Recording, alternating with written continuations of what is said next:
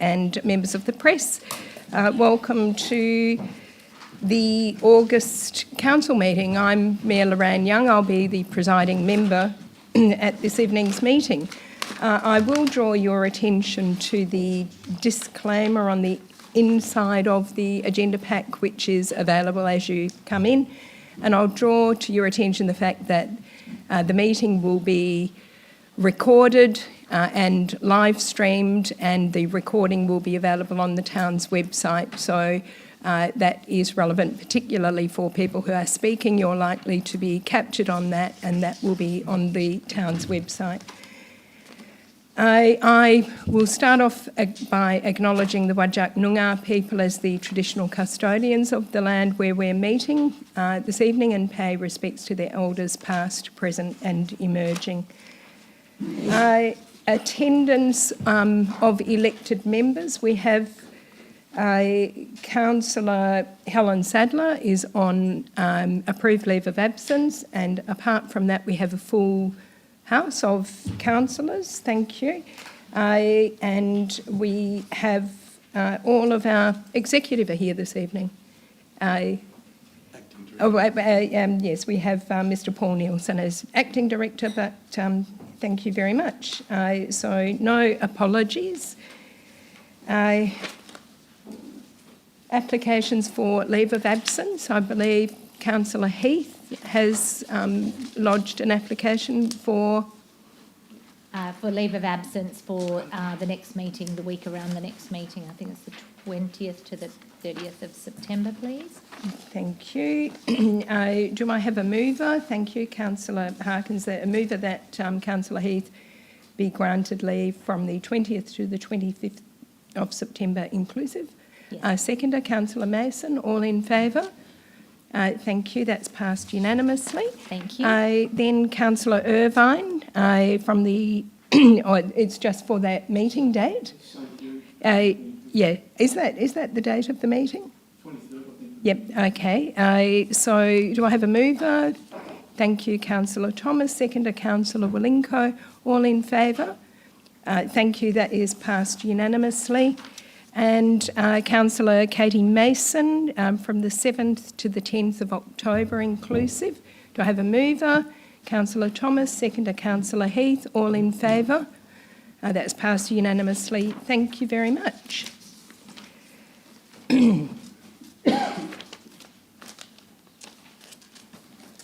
So, excuse me, declarations of interest. Do we have declarations of interest in respect of agenda items this evening?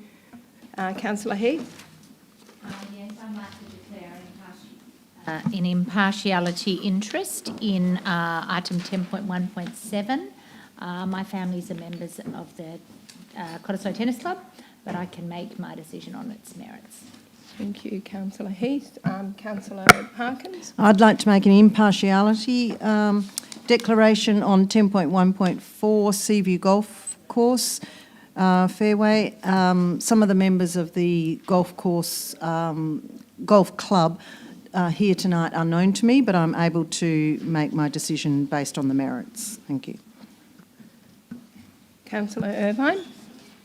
Exactly the same declaration, Mayor, on 10.1.4. Some of the members of the club are known to me, but I can make my decisions impartially this evening.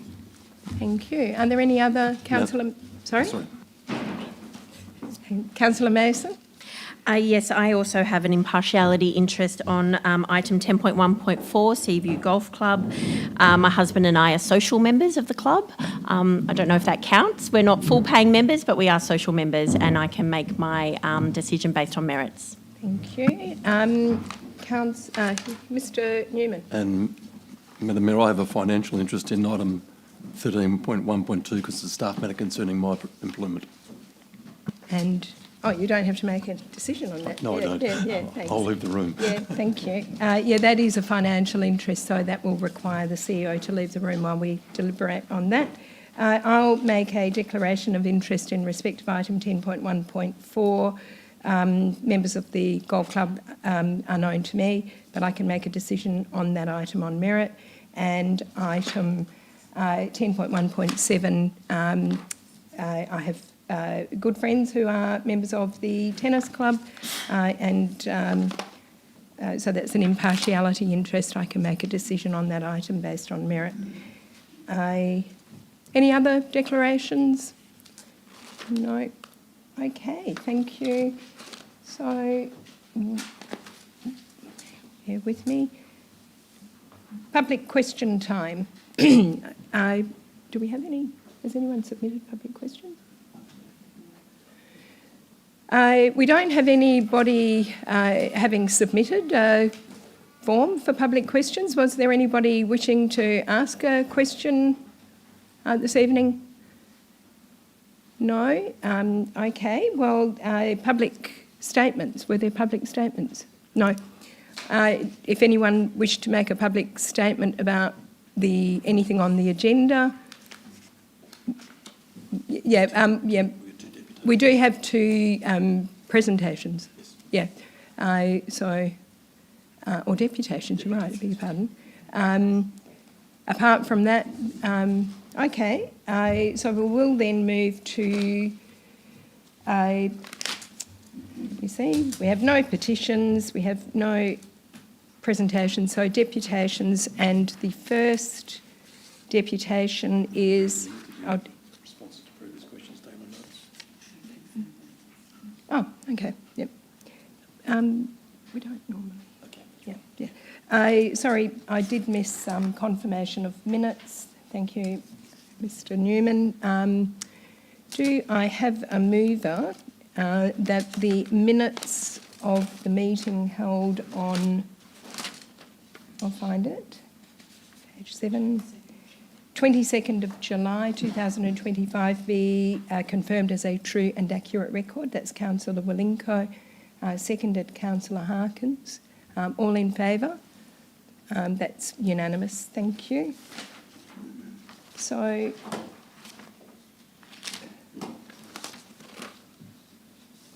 moving to deputations. The first one I have here is from Mr James Green. Mr Green, I think the administration have probably filled you in on the process. You have 10 minutes to make the presentation if you come to the lectern. And I'll just remind members here of the requirements of the rules under which the meetings have run. Any commentary at all is not to reflect adversely on any individual people or members of council or members of staff, and is not to obviously contain anything that is defamatory or offensive. So that's just something for everyone to bear in mind whenever they address council meetings. If there's a monitor here, Mr Green, that will let you know how you're going for time. Thank you. Thank you. Thank you. Are we on? Is this on? Are we, Yeah. Mr? The microphone? Oh, I on? beg you, it's not. Is the monitor not working?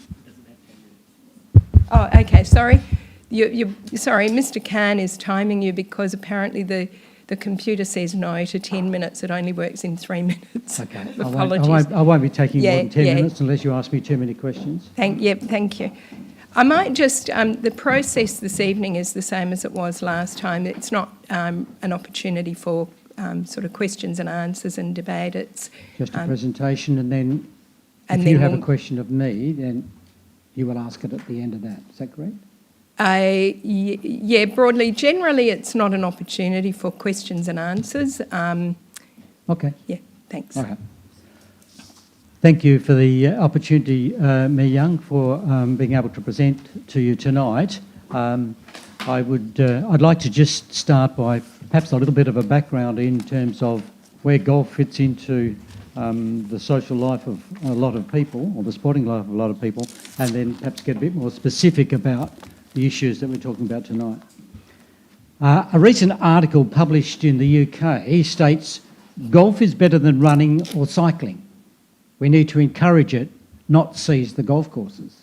We should be promoting golf as a gentle sport that can be played by people from 10 to 90.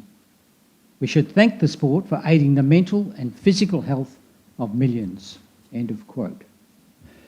Most sporting grounds where games are played at the elite level are bounded by high fences, and access is restricted to members and those who pay for tickets to watch the game. Clearly, this is not Seaview. Some golfers have great skill, but most simply have a great time. They enjoy the exercise, the challenge to improve, and the company of like-minded men and women. All are welcome at Seaview, and unlike most other sports, can engage in competition with players of far greater skill thanks to the handicapping system of the game of golf. The challenge to improve is a source of continual motivation for most golfers, and they need a course that provides that challenge to really enjoy their game. Seaview strives to present that challenge for golfers of all abilities. The reduction of the course rating from a par 71 to a par 69 would create a major change to the course's challenge and status. Every year, the club loses a small number of members to more challenging courses as they strive for significant improvement in their game. A change to a par 69 course would dramatically increase the loss of our more able players. Could even challenge our viability, as we need the low handicap players to maintain the wonderful balance of age, gender and ability that we currently enjoy. Public safety is important at Seaview. Dog walkers and joggers always get right of way. Golfers wait patiently for them to move out of range before playing their next shot. The second hole, which runs along the boundary with Harvey Field and Cottesloe Oval, looks like a significant safety risk, but it looks worse than it really is. Golfers try to avoid the out of bounds area along the bank and aim for the left side of the fairway. There have been occasions when a slice shot has landed on the oval, but injuries from a descending or bouncing ball are rare. The only known incident of a person needing ambulance attention was when an unknown person was smacking a series of balls off the second tee after the course closed at 5 p.m. This unknown person had not registered at the pro shop and had presumably parked in Pier Street to access this tee. This extreme and rare event should not be considered indicative of a consistent problem with this hole. When a ball lands on Harvey Field or Cottesloe Oval, it has to have achieved a considerable elevation. It's a falling ball, not a flying one. The landing area is relatively soft. Slice balls that are low will hit the bank, not the oval. We've also studied the men's third tee, which crosses Jarrod Street entrance to the club car park. Once again, the perceived risk is greater than the data would support. Last year, about 40,000 shots were played from this tee by members and green fee playing members without a single incident. Before 2007, Jarrod Street ran right through the course, as you probably know, from Broome Street down to Marine Parade. And there was a real risk to cars and passengers. Cars travelled at speed, which created concerns for our cautious golfers. The mound in front of the third tee was added in the 90s to reduce the risk to such vehicles. There's never been a reported incident from this tee in my 40 years as a regular member and player at Seaview. In fact, a laser line of sight from the ball on a tee to the top of the mound in front would not hit a car. I've taken a photograph of it. Add to this the fact that all road users are now either golfers entering the course with caution, delivery drivers who know the road well, or lost tourists who can't read the no beach access sign as they cross Broome Street. Despite the above, Seaview does recognise the perceived risk and want to minimise it. We have therefore developed a comprehensive safety plan for the whole course. This was submitted to Council for consideration in June this year. Our plan is to initially realign the second hole to create a very safe par 4, and then to use lowered tees, realigned fairways and safety fencing near tees to further reduce the risk on other holes over a time frame to be agreed with Council. Please support us in retaining the integrity of our course. We did have a couple of late questions today regarding the second hole. One was on the diagram presented, there was a line that said 196.94 metres, a line from the tee. This is a through line which just simply indicates the centre line of the proposed fairway. It's not a distance marker. The 150 to 170 metre line does show the tee shot from the tee to the centre of the proposed landing area. There was also a question about which trees might be saved for transplanting.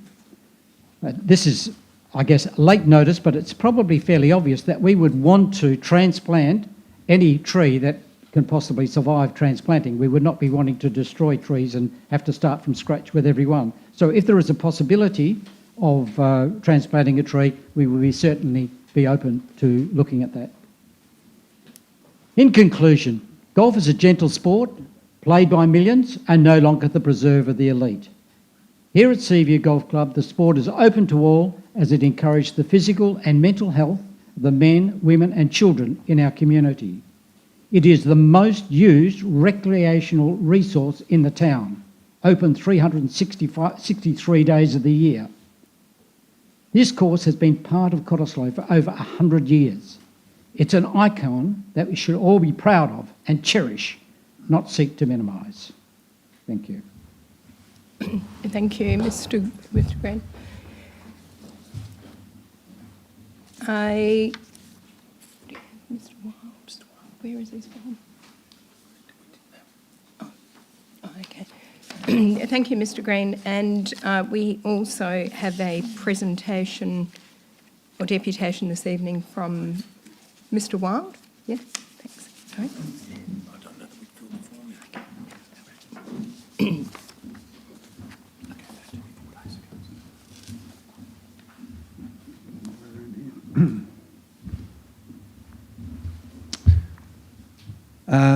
Mayor Lorraine Young, councillors and CEO, thank you for the opportunity to address the council tonight.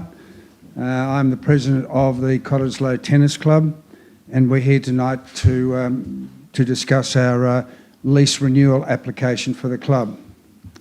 A little bit of history. The club started back in 1903 on some private courts in Peppermint Grove, moved down to Marine Parade in about the 1920s, and then moved up to where we are today in Napier Street in 1938, and we've been there for the last 87 years and have been operating under a 21-year lease which expires in June 2026. Since those humble beginnings, we've increased our court numbers to 27 grass courts and 10 hard courts under lights, and for the enjoyment of over 800 current members. In 2016, we completed court expansions with 9 courts with the assistance of the town, who granted us some more land to the west of our boundary and also assisted us with a long-term 10-year loan that we have 1 year to go for the repayment. Cottesloe Tennis Club is now the largest club by number in Western Australia, and we have a range of opportunities for all levels and all ages. We have junior members of over 300 involved in all forms of coaching and pennant plays. We have social tennis over weekends and over 90 pennant teams for the competitive players of adults and juniors. Our financial position is we have approximately $500,000 in the bank, and we have and our annual income covers all our operating costs. The early approval request, CDC would appreciate the renewal of our lease so we can validate a contract with our long-term curator, which has a termination date of 2008. We also want to commence some strategic plan projects, and it would be assistance to us if we could be granted an indication of our lease.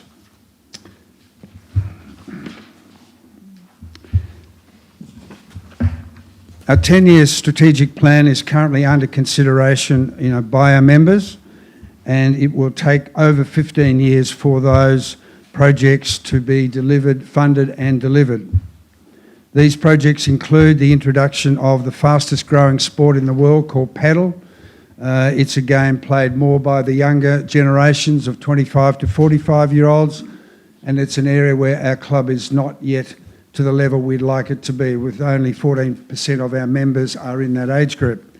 We also see this as being a benefit to the Cottesloe community, as the infill program will normally draw in more younger families, and we see this as being a way to accommodate them in a community sport. We have, so once approved, this can be implemented within 12 months, but we will require approval of both the Town of Cottesloe and the WAPC before any of this can proceed. The second project that has been approved in principle by the members is the construction of a new reception centre that will house our club manager and coaches, to allow us to develop a more integrated administration centre for our growing numbers of members that could very well be up around 1,000 members within the next couple of years.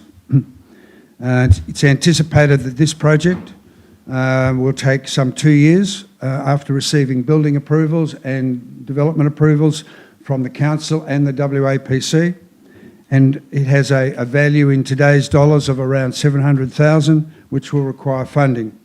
However, we see this project being completed within 5 years.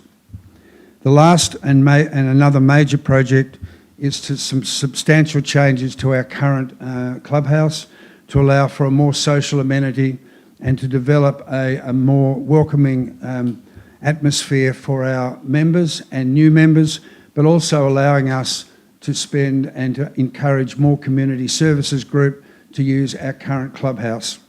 So by splitting up the club into 2 separate areas, we can accommodate our current members, but also look to getting more community services group.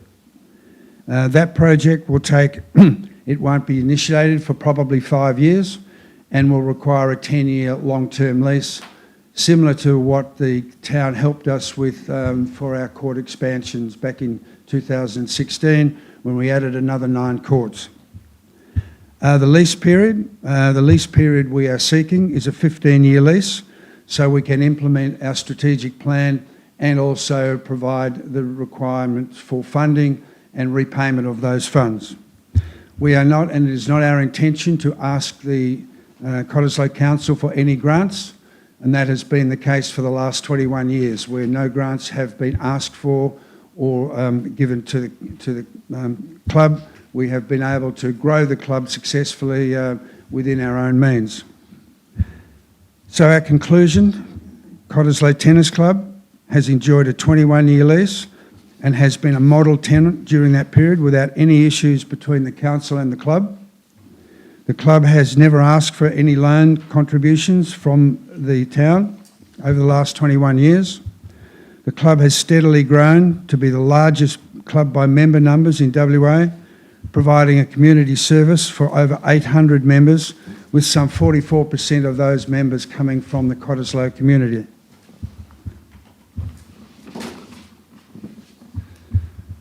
Club facilities are provided at no cost to assist charities such as the Perth Children's Hospital and the Royal Flying Doctor.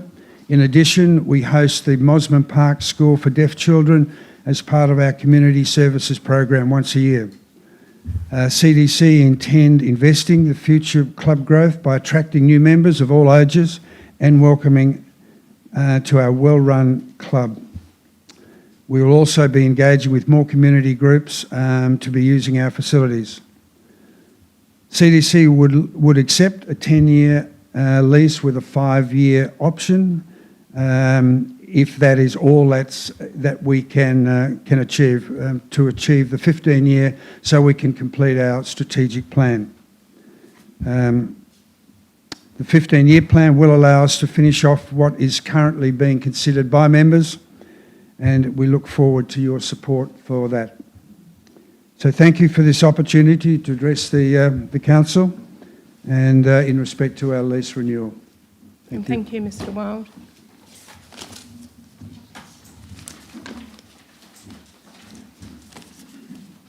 Right. So I'm going to turn now to the reports of officers. I will, in the light of the number of members of the community here this evening who I imagine are here for either the tennis club or the golf club item, I will propose a change in the running order of the agenda. Is there anyone for any item other than those two?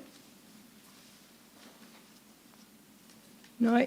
So what I propose, I move that the order of the agenda be changed to deal firstly with the item 10.1.4 Seaview Golf Club, Seaview Golf Course Fairway, 211 and T-Box 312, followed by item 10.1.7 Cottesloe Tennis Club lease renewal request, and then resume as per the agenda. So I've moved that and seconded Councillor Harkins. All in favour? That is unanimous. So I'm just going to make sure that I keep a record of where we are.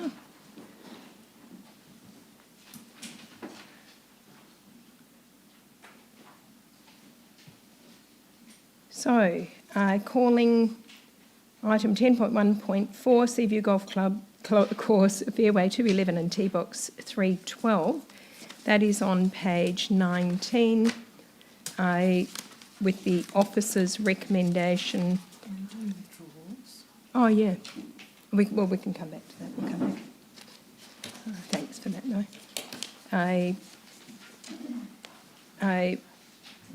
The officer's recommendation starts on page 26, and so it's on page 26 and 27. There were a couple of administrative issues, were there, on this one that were going to be addressed? Madam Mayor, particularly in relation to recommendation 4A, which reads at the moment points 2 and 3, and should have read points 1, 2 and 3.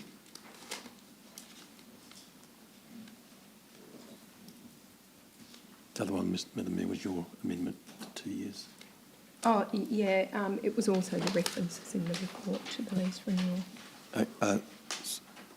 Yes, and you're quite right, Madam Mayor. The second one was just that we had referenced previously lease renewal in the report, but that probably needs to be deleted from the summary of the report. Okay. So, do I have a mover of the officer's recommendation? Councillor Mason. And a seconder. Madam Mayor, the first recommendation is actually the revocation. Is that what you're dealing with? Yeah. So we're dealing... Sorry, I am a little... So we're dealing with this in two parts. So the first part is the revocation of the previous council motion. So that's on page 26. So Councillor Mason, was that your understanding of what you were moving? And Councillor Harkins, you were seconding that. Councillor, I'm just going to check that there's nothing else needing to be addressed. We do, thank you. Another second, I'll second that as well, thank you. Thank you, well spotted. Yeah, well done. That requires two a mover and two seconders because it's a revocation of a previous motion. So, Councillor Mason, did you want to speak to that? That's no- just the revocation. Yes, no, I think it is obvious. There's nothing further to say other than the officer recommendation. Thank you. Councillor Harkins? No, nothing to add. And I have nothing to add to that, so we will put that. Oh, yes. Sorry, I will wake up. Yep. Yes, I'd like Thank to you, Councillor I'd like to Bulbeck. speak against it. I haven't been involved in this kind of decision before, but it seems to me it's difficult to revoke one decision when we don't know exactly what the new decision will be. So on that basis, I'm actually quite hesitant to revoke this this recommendation. I mean, I presume this is how you have to go through it, but that's my main concern, because we do know that there are potential amendments to the new proposal, and yeah. Anyway. Yeah, we can't proceed with Yes, the okay. substantive without the revocation. And I guess we could always move to reinstate the revoked. Well, can we? Probably not in the same meeting. Well, Madam Member, By you could, agreement. you could reinstate a new resolution which went back to a part 3 if that's what council wished to do. Oh, no, I'm talking, oh, yeah. Yeah, well, because that's what the revocation is getting rid of. It's saying no longer are we mandating the part 3. And I'm not sure if we can do that at the same meeting that we've Probably not. revoked. But it is open to go back, so it doesn't necessarily fall that the second part, the substantive part, will flow. So, but that's, you just wanted to foreshadow that. Can I foreshadow a potential amendment that if the council approves the delaying of the second part of this proposal, we could also delay approving the first part? We can't consider the second part. Yeah. So, Councillor Wilenko? I would also like to speak against it on the basis of foreshadowing a proposed alternative motion to this item. So it's a single motion that would be an alternative to these two motions. I don't It's the think same that- item. I think that your alternative motion can't get up until that is revoked. The alternative motion is simply to defer the item as a whole. So both motions would be deferred. Oh, okay. Madam Mayor, I think Councillor Wilenko's right, that if he were to move a motion that was to defer, that could come at either the stage or the second stage, so. Well, I think it would be better at the first stage because then the original decision still stands until we deal with the issue again. Okay, well, yeah, my concern then is that we're going to have to get into debate on the substantive motions before we deal with the sort of procedural one, going down that course. Well, look, I can speak, I'll speak in favour because I have, well, I did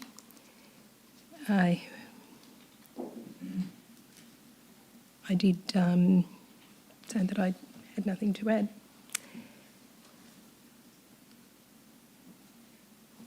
Any suggestions? Madam Mayor, it's a little complicated because if you've made your mind up that you want to move to the resolution as per the second recommendation, then there isn't much to add. But in the case of Councillor Wilenko, who's foreshadowed to us today that he would like to defer it to next month to get a bit further advice on the risk element, that's sufficient reason for him to move that it be, an alternative motion, which he can do in the debate for this, which is, I think that's what he's doing, he's foreshadowing that motion. Does anybody want to speak? I wonder if anyone wants to move that. Yes. I'll speak for the motion. Yeah, I think it's a procedural matter. We've got a clear path forward, and it makes sense to clear the previous resolution, which is blocking that clear option, so it can be debated, and hopefully we can come to a resolution for this. Thank you. Does anyone, Councillor Heath? I'd like to speak against the revocation, please, because I think if we were to defer as per Councillor Wilenko's alternative motion, will be left in limbo, nowhere land. So I would prefer that the current officer recommendation stands just for one more month. And then since I support the alternative motion of deferring, the whole matter subject to just getting that final piece of the jigsaw, which I think is really important, that we have our own expert look at the safety from our council's point of view. I wasn't aware that the alternative motion was going to be put in this way. I thought we were going to be dealing with that. So I am going to ask for leave to speak to the motion, because I thought we were dealing just with a straightforward procedural motion. So can I move that I have leave to speak to the motion, having passed up the opportunity to Councillor Thomas, and can I have a seconder, Councillor Mason? All in favour? Thank you. Sorry, look, I am not at all concerned about the matter laying in abeyance for a month, because it has actually been in abeyance for quite a while. There has been quite a lot of work put into it. We've got a lot of members of the community here this evening keen for an outcome, and I am of the view that there are probably enough people who are wanting to move forward to actually make progress tonight. So I would ask that we do revoke this motion. It does require an absolute majority. It requires 5 elected members. I would ask that we do that so that we can actually make some progress in dealing with this. Does anyone else want to speak to that, to the substantive, to the revocation part of the motion? Yes, Councillor Belinko, you've spoken to it. Well, only just to raise the point, I actually haven't really spoken to the matter. But do you want me to limit my comments to just the revocation motion? Yeah. Okay, in that case, yes, I have spoken, which is the point that I think we should, as Councillor Heath said, I think we shouldn't get rid of it until we're moving forward or not. Mayor, can I be of a similar, have leave to speak, because I also chose not to, with the view that I thought it was just going to be a, pardon the word, rubber stamp revocation. So may I have leave to comment on the Councillor Bulbeck moved, Councillor Mason seconded. All in favour? Thank you. You have to vote on that as well. Oh, so sorry. Yes. Thank you, Councillor Harkins. I appreciate that. So I would just reiterate comments that have been made by some others, that I'm keen to move forward. I think if we carry out this revocation, it still does give us leave to do the various things that the amendments that have been floating around, but I strongly believe that we must move forward, and the start of moving forward is this revocation motion. I think that we're just going to keep going around in circles if we don't make an attempt to move forward this evening. So I would strongly request that you vote for the revocation so that we can look at everyone's amendments that have been circulated. Thank you. Can I just ask a question of clarification? So if we revoke, I'm confused because the 2 motions are in one item, and that's, I think, confusing things. We don't normally have 2 motions in one item. We have one motion that deals with the whole thing. So in this case, because we have 2 motions in one item, if we go ahead with the first motion, which is to revoke, can we then still have debate about the second motion? Absolutely. And my alternative? Yeah, absolutely. Okay. Because I agree, I want to move ahead, but I just don't want to cause us problems down the road here. There are essentially 2 motions, and it's just the way it's presented because they require different majorities. So we're doing it's a bit like when we break up a complex motion. So certainly there will be debate when, if the revocation is adopted, then there will be debate on the substantive motion, or the substantive part of it. So Councillor Mason, did you want to? You moved the substantive motion. Would you like right of response to points raised? Yes, I think it's really important to move forward on this first part to ensure that we can have a good debate on the second part. So it is just an administrative, so I do urge councillors to support the revocation so that we can move forward. Thank you. On that note, I will put it to the vote. All in favour of the revocation motion? Thank you. And against, that's Councillor Bulbeck against, all others in favour. So that motion is passed. Thank you. Do I have a mover of the second part of the motion, or the second part of the officer's recommendation? That's Councillor Harkins moving, Councillor Mason seconding, and I think next time we're going to have to think very carefully about whether we pass up our opportunity to speak. Councillor Harkins. Yes, I will speak. Can I just point out that's with that amendment to 4A to make it read 1, 2 and 3? Yeah. Does everyone follow that? Okay. Thank you. There is a change. I'll move it as an amendment. Yep. Thank you, Mayor. Look, I'm very pleased that this report has come to Council this evening. The presentation to elected members in the administration in July this year by the Golf Club was very clear and explained the proposed changes extremely well. And we left that briefing with a clear understanding of the changes that are being made to the two holes, mainly to mitigate road golf balls landing in Harvey Field, which is the biggest safety risk of the whole issue, and certainly enhancing the safety to the third hole. But from my point of view, it's that second hole that needed to be dealt with, and I felt very comfortable leaving that briefing with the clear understanding of everything that's going to be happen. In addition, the administration has provided a very comprehensive report in our papers detailing all those changes that the club is proposing. So I think it makes it very clear on where we're going. This safety issue has been considered by Council since February 21, and I'm very pleased that 4.5 years later that we have come up with, I think, seems to be a very sensible solution, keeping in mind that written in the officer's report is leeway, and the club were open to that. If it doesn't work, we revisit it and see what else we can do. But the club acknowledged that in the presentation, that there is leeway to do that. So for all of those reasons, I'm very pleased and very comfortable with the outcome. Thank you. Thank you, Councillor Harkins. Councillor Mason? Yes, I'm also very supportive of the officer recommendation. Obviously, I also attended the Safety Master Plan briefing that the club held for elected members in July, and it was extremely comprehensive. It addressed all of the concerns.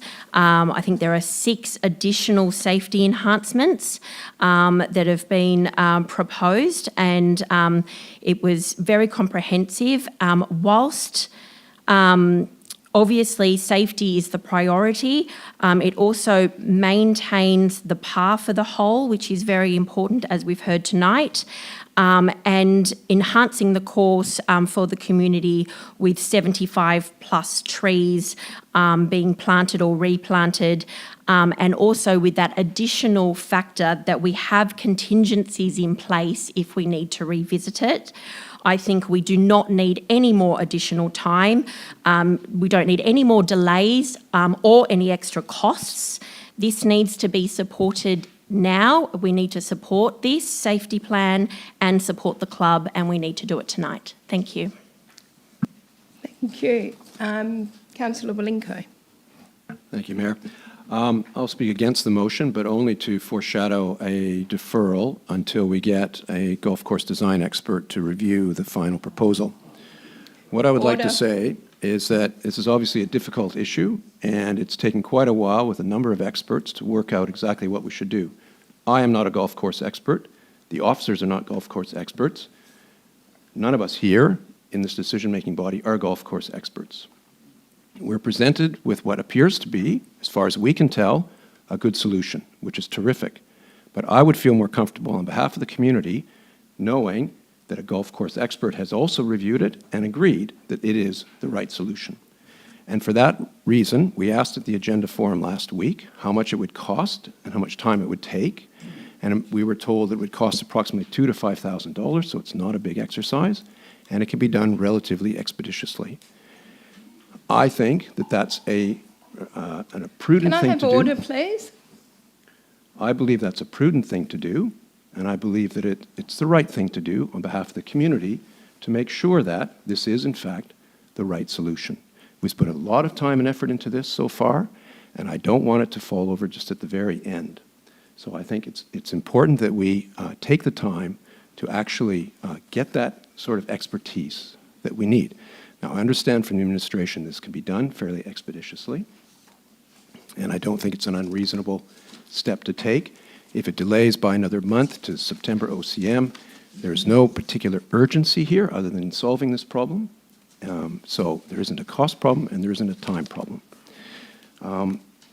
The other thing that I note is that we also sought some advice from our insurance. I haven't seen the results of that advice yet, and it would be good for us to be able to consider that as well, so that we can get an assurance from our insurance, from the town's insurers, that this is a solution that's going to be a good long-term solution. So for those reasons, I think it's very prudent and wise, and I would urge councillors to support deferring this motion till the next OCM at least. Thank you. I was just going to move an amendment to the officer's recommendation ahead of speaking to it. Is that? Thank you. I have circulated an amendment earlier, which is fairly minor. It is that paragraph 1F, which currently reads Seaview Golf Club to develop a monitoring plan to measure the effectiveness of the changes to hole 211 over a period of 12 months following the opening of the par 4 for the commencement of play, and I would like that wording to be changed to Seaview Golf Club to develop to the town's satisfaction a monitoring plan to measure the effectiveness of the changes to hole 211 over a 2-year period, it's over a 2-year period following the opening of the remodelled par 4 for the commencement of play. If I have a seconder. Thank you, Councillor Harkins. The reason for that is that this monitoring is going to inform future council decisions, so it is important that the town sets the parameters for what that monitoring is to look like, and that we can set direction on how it's going to be done. In particular, whether the monitoring is to address risk or whether it is just to address incidents, i.e. contact with golf balls hitting people. And that is currently covered by the current management plan provides for the reporting of incidents, which is defined as when golf balls hit people, but that's not really an accurate measurement of the risk in the same way as, there were no, I don't know that there were any accidents involving golf balls hitting cars, but, there was nonetheless, the Jarrad Street was closed because there was a risk. So we need to make sure that we are capturing the risk. I think a 2-year period is probably going to give us more useful information than a 1-year period. It'll see how things play out. And just the inclusion of the word remodelled is for clarity. So Councillor Harkins seconded that. Did you want to speak to it? Well, I think it's self-explanatory, but I'm certainly in favour of 2 years. I think 2 years gives a far better gauge of what's going on. I think we'll all agree year zips by. So I completely agree that 2 years is a far more realistic time period for it to be monitored. Thank you. Did anyone want to speak against the amendment? Councillor Bulbeck? No, I don't actually want to speak against your amendment. I want to speak against the motion, so I should wait until the amendment has. Thanks. I also have my own amendment to foreshadow should we get. Thank you. So nobody else to speak to the amendment. I'll put it to the vote. All in favour? Thank you. That's passed unanimously.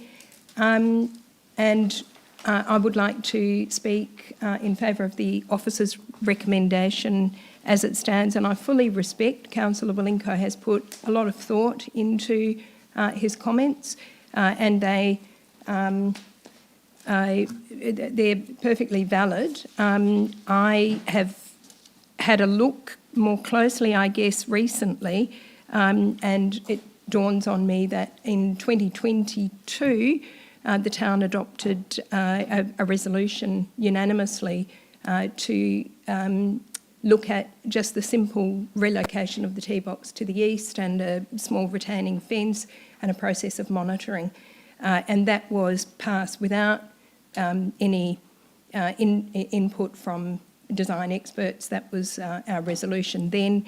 The Seaview Golf Club then put forward what I refer to as the dogleg proposal, and that led to the town of Cottesloe to council seeking its own independent advice and coming up with the Richard Chamberlain proposal, which was undoubtedly a very significant increase on the sort of safety that we were looking at in 2022, and arguably an increase on the dogleg proposal. The golf club has now put forward what I gather is a revised version of that dogleg proposal, which incorporates a number of elements which combine together to create the possibility that this is an acceptable approach to the risk, to the safety. I don't actually think that this is an exact science. We're not going to get an expert to give us that one is a 9 and one's an 8.5. And I think that we've moved close enough to addressing the risk for it now really to be a council decision of is the risk adequately addressed. And I'm satisfied at this stage that it is, subject to the caveat that if it is ineffective, we can go back and revisit that. And I think if it is effective, I'd like to think that the club would collaborate with us on an outcome that significantly improves safety. But for those reasons, I do think, although I fully understand where Councillor Wilenko is coming from, I'm thinking that now it's a council decision, not an expert decision, because I think we're really close. So on that basis, I support the officer's recommendation. Did anyone else? Oh, sorry, Councillor Thomas. I will also speak for the officer's the amended officer's recommendation. I similar to what's been said before, the item has been before the council for coming up 4 years.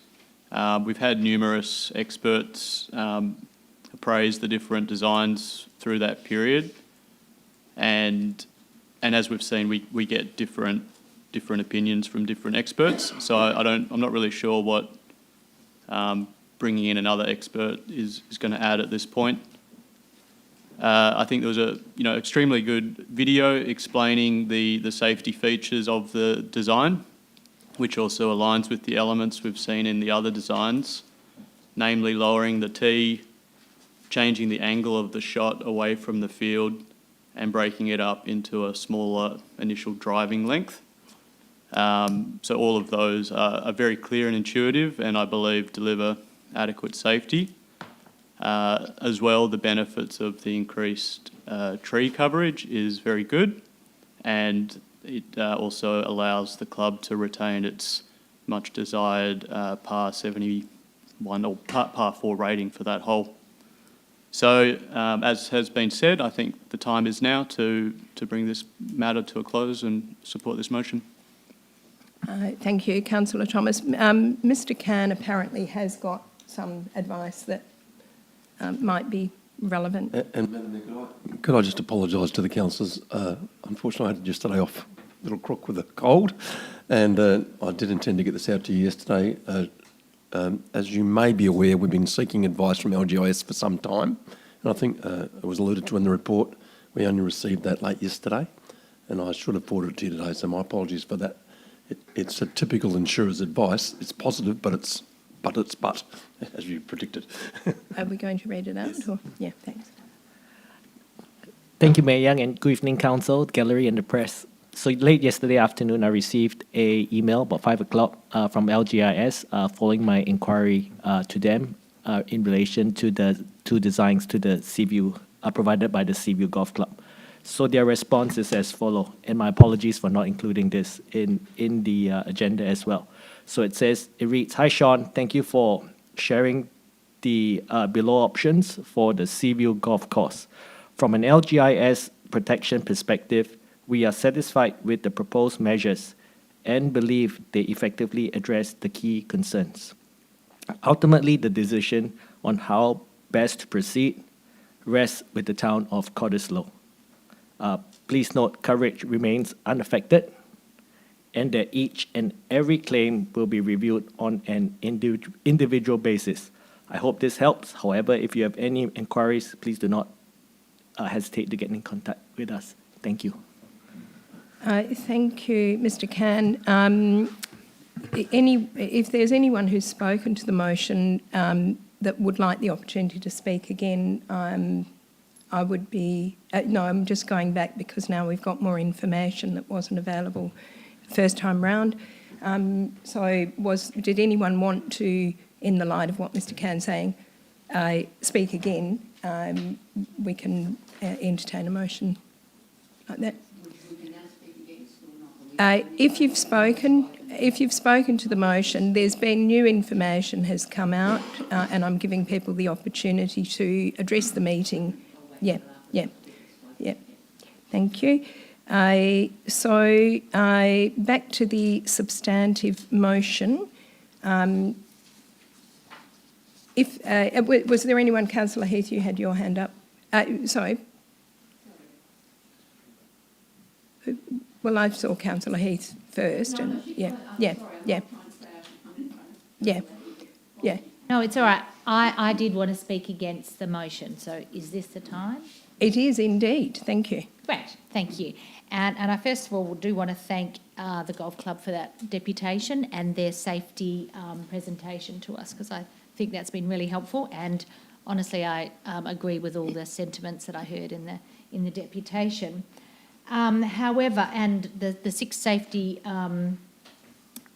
issues that we are going to resolve here, I think are very sound. However, similar to Councillor Walenko, I am certainly no expert at golf. I don't believe any of the councillors are experts at golf. I think our officers are experts in many, many areas, and I am fully respectful of their opinions, but I just don't think we've got our own expert on our side to give the final tick off. And I think it would be remiss of us to rely on an expert just presented to us by the other side. I think we're making a decision. I'd really like to have the final piece in the puzzle that our own town expert for a few $1,000s could just say, yes, they are all great options. That is got to make that hole much safer for everyone, and we should be comfortable in revoking which we have done, our previous approach, and let's full steam ahead with the new suggested approach that the golf club has suggested. And for that reason, I would really I don't support the current recommendation, and would like a deferral for the month for a independent council expert to let us know that we're on good grounds. Thanks. Then Councillor Borbeck, you had your hand up. Yes, I also want to speak against the officer's recommendation on the basis that I'm supporting the foreshadowed motion from Councillor Walenko. I think we have been considering this item since 2021. I think an extra month just to be sure that, given what the LGI says, is the council is now taking its own risk in this matter. So getting our own report means that we can feel more confident in taking our own risk. Although we do have 6 safety measures, it's also the case that the flight of the ball, when you compare the two, the original proposal and this one, are not that different. Now, I am also not a golf expert, so all of the other changes may be sufficient to overcome that risk. But we also know that the officer's recommendation, which went through those factors, was quite not restrictive, but wasn't very sure, and so it necessarily should be, but talked about unlikely and likely and on the face of it. So I just think 1 month, minimum cost, and then we can cover off on this. And if it's absolutely safe, then that's a report we'll get back. So I don't think we need to be concerned, and one assumes that the golf club doesn't need to be concerned that this report won't give us confirmation. The only other thing I would say too is that after we do this, there will be 25 mature trees that are no longer with us and they cannot come back. I mean, yes, we can plant 75 trees and eventually they will hopefully become 75 mature trees, but that is an irrevocable decision. So it's not like everything can be reversed if the choice of this par 4 proves not to be safe. So I just, 1 month, let's find out. Let's be sure that it actually will work, or as much as we can be, because we can't be. That's why we're having the 2-year trial period, presumably too. And is this a moment when I foreshadow my amendment should the officer's recommendation get up? It's too late then, you need to do it now. Okay, I'll foreshadow You need to it now. put your amendment, Yeah. because if the officer's recommendation gets up, that's it. Oh, okay. Because it's not an alternative motion, it's Right, no, okay, so can I foreshadow? Sorry, is it too Well, late? I think you need to move the amendment. Sorry, can I move my amendment? Yeah. Yes. My apologies. And do I now, maybe how does this happen? If I you have just to, bear with me, I Yeah, just need sorry. to find the amendment.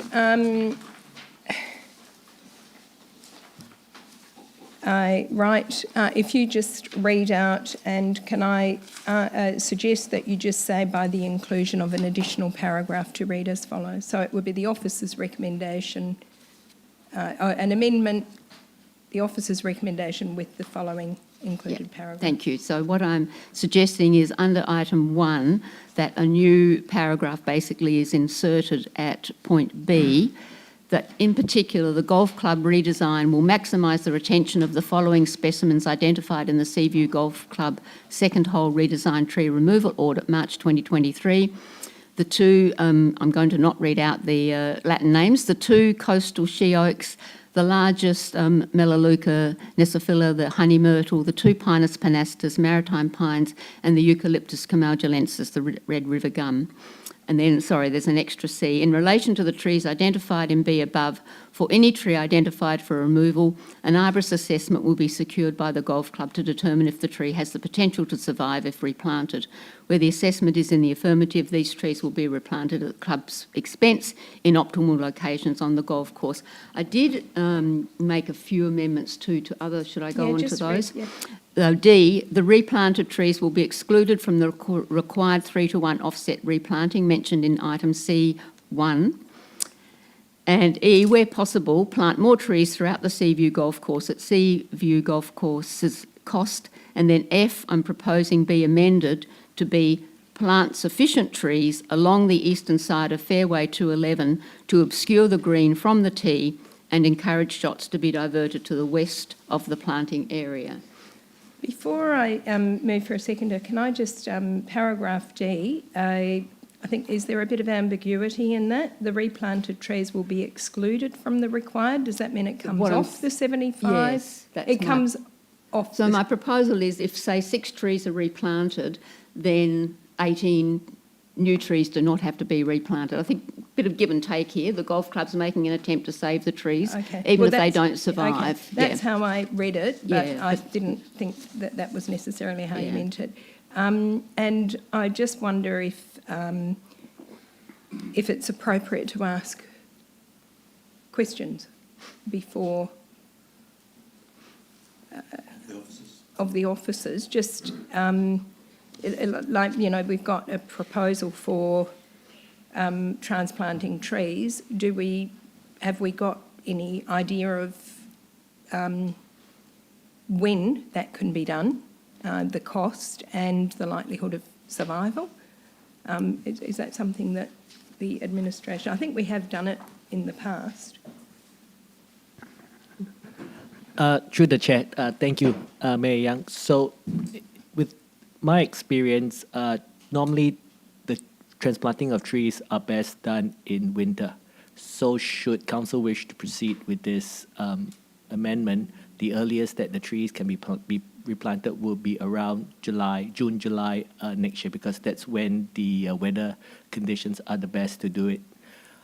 From a cost perspective, normally it can be anywhere between $10,000 to $20,000 to do that. The town has previously done a transplant before, a number of years ago, before my time, and I've been informed that there wasn't quite a good outcome at the end of the transplant, where the tree failed to thrive. Thank you, Mayor Young. Thank you.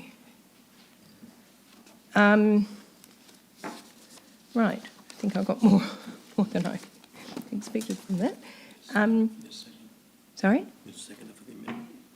A seconder, yes. Yeah. Councillor Heath? Can I also ask a question? Yeah.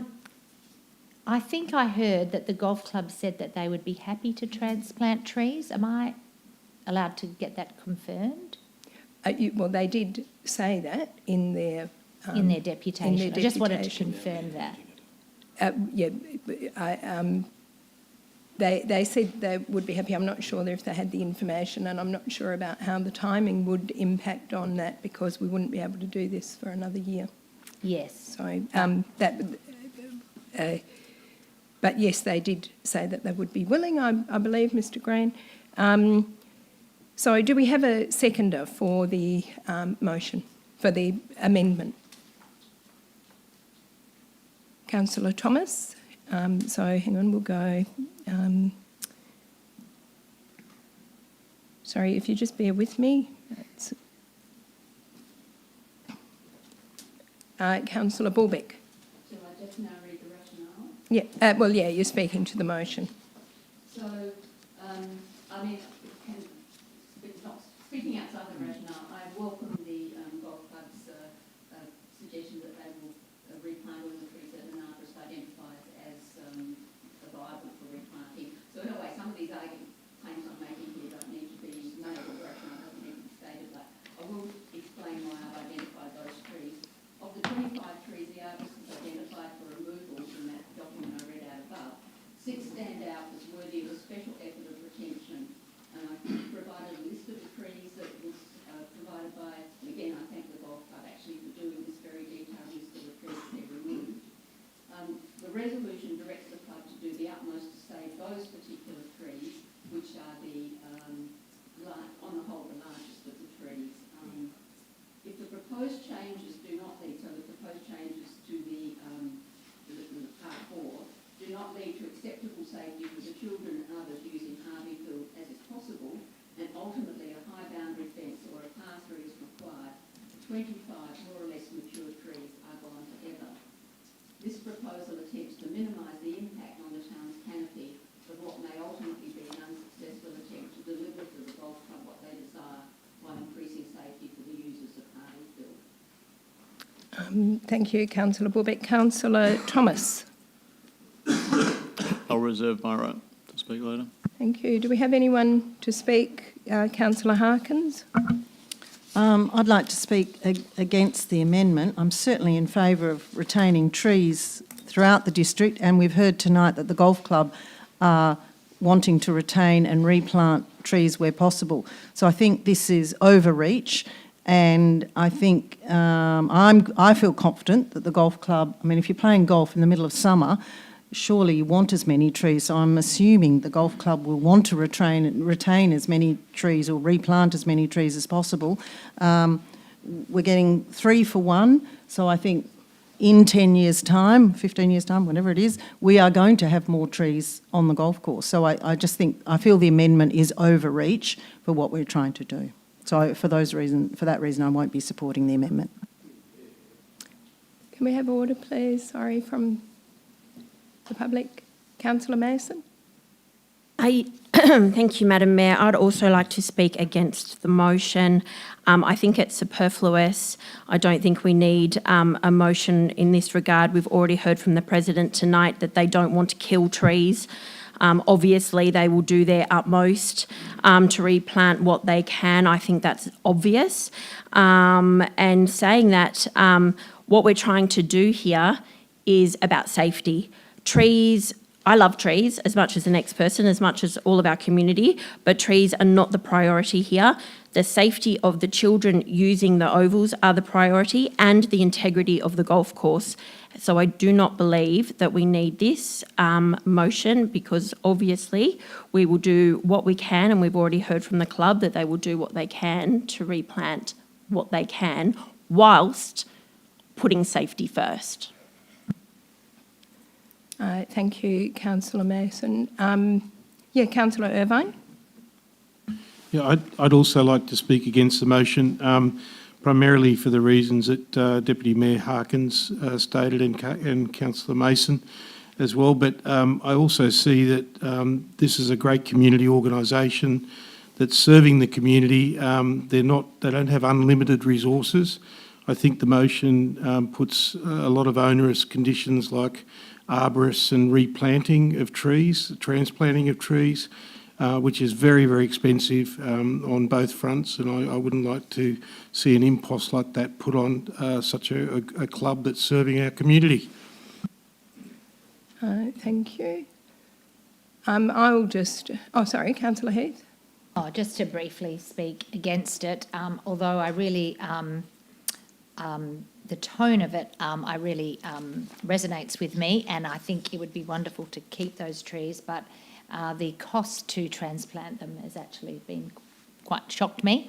And I agree that I just think to impose that on our golf club is just too onerous, and I accept that they cherish their icon just like we do, as they told us in the deputation, thank you. And so I think that will be sufficient to, and with the words of the rest of the words of the officer's recommendation will be sufficient to ensure that our beautiful golf course has as many trees as can reasonably we can have. Thank you. I'll just add my comments to the debate. I think that the motion, and of course we do want to save trees. I have had a little bit of experience in transplanting trees. It is an expensive exercise. It needs to be done at the right time of year, and the survival rate is not guaranteed, and I think that probably is not a realistic approach. And also, I think I think we've decided that we're moving on. I think we've revoked the last resolution on the basis that we really want to get moving on this, and I would imagine that the relocation of the trees is going to be a very significant part of the redesigning of the green, and the idea that can't really get underway until June, July next year is, and the disruption that it will cause. I think we want to really, I would hope, get on with this as soon as possible. So I really don't think waiting until June or July next year before we can move the trees to get things started is the right approach. So I won't support the amendment. Was there anyone else wishing to speak? No. So anyone else wanting to speak? I will put it to the vote. All in favour of the amendment? That's Councillor Bulbeck, and against, that's all others. So that motion is lost. So we're back to the substantive motion. Were there other amendments circulated on there? No. Okay. So we're back to the substantive motion, and I'm just looking. Did anybody else? I think we actually almost all have spoken to the substantive motion. Is there anyone who hasn't spoken to the substantive motion that wants to? Yeah, but you can when the time comes. I'm just looking. Sorry. Did anyone want to speak? So I will give Councillor Harkins the right to address any comments made in debate against. Thank you. Just briefly, Mayor. Certainly this is an example of a difficult decision of council, but the presentations and the reports that we've discussed tonight, I think, have given us a good detail of what is going on. Just addressing the two councillors have spoken about the possibility of getting another golf expert to look at the plans. Certainly council, the administration have had experts look at it, the club have had experts look at it. I just don't think it's necessary to ask yet another expert for an opinion. Golf is played by human beings, so I don't think any solution, unless we encase the second hole in an entire fence, I don't think it's possible to ever be 100% risk-free, but we've heard tonight that our insurers are saying, okay, you're taking the best steps possible at the moment to mitigate this risk. So again, I feel comfortable without getting another expert that the points that have been outlaid, I feel very comfortable that we are doing our best to mitigate that risk, particularly on the second tee. So I would urge you to move this item forward and vote in favour. Thank you. Thank you, Councillor Harkins. I'm going to put the substantive motion to the vote. All in favour? That is Councillor Mason, Thomas, Irvine and Harkins and Mayor Young, and against, that's Councillor Walinko, Heath and Bulbeck. Thank you. So I just want to say a word to the public, a little breaking out of the orthodox. This is a difficult decision for councillors, and councillors have to get the balance. Safety is obviously really important to our community. It's really important to elected members. They're the ones that have to have the burden if things go wrong. So I think it's really important to be respectful of the fact that there is no absolutely correct answer, and be respectful of the fact that elected members have tried their best to do the right thing and have respect for their views.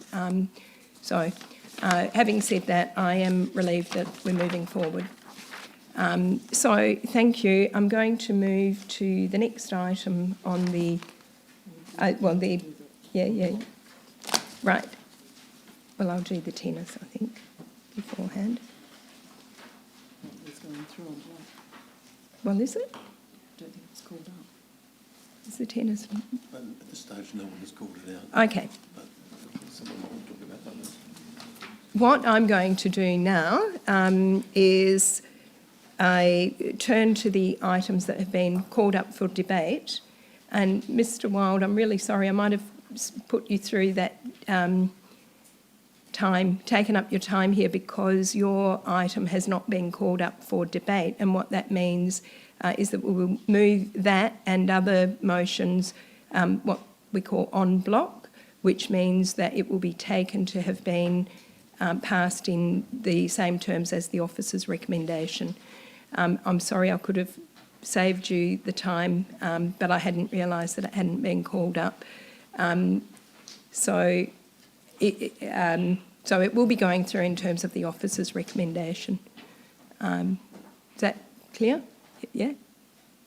Yes, Madam Mayor, I think I'm hearing you that the officer's recommendation will be followed. Yeah. Do I understand that is correct? Yeah, and I'm sorry that I I didn't pick that up earlier and let you know that earlier. So the items that have been called up for debate this evening. Yes, yes, Madam Mayor. The items that have been pulled out for debate are items 10.1.1, 10.1.2 because it requires an absolute majority, 10.1.4 we just dealt with, 10.1.5 has been pulled out for discussion, 10.1.6 has been pulled out because we need to appoint delegates, and 10.1.8 has been pulled out for discussion, but 10.1.7, which was the tennis club was not requested to be pulled out. So the two that can be adopted on block are 10.1.3 and 10.1.7. Right. Do I have a mover that 10... 3 and 10.1.7. Thanks. Is that again? I'm missing what they're saying. No, 10.1.7.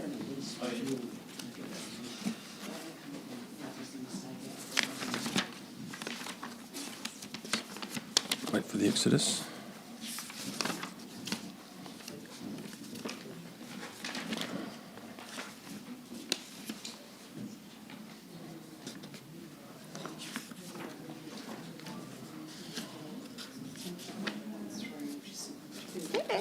Yes, correct. Okay. Yeah, sorry, poor Mr. Wild. I could have sent him home to... Yeah, I feel a bit bad about that. But so, the en bloc resolutions are... Can you repeat them to me again, please, Mr. Just the en bloc? Madam Mayor, it's 10.1.3, which is the list of payments. Yep. And 10.1.7, which is the tennis club, which I now hope will get adopted en bloc, given that he's left.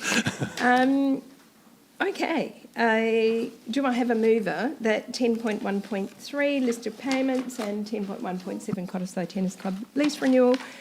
I have Councillor Heath and Councillor Mason that they be adopted en bloc. All in favour? That's unanimous. Thank you. Back to 10.1.1, Australia Day events from 2026. That's on page 10. Do I have a mover? Do I have a mover? Councillor Walinko and Councillor, did I see your hand there? Councillor Mason? Yes. Sorry, thank you.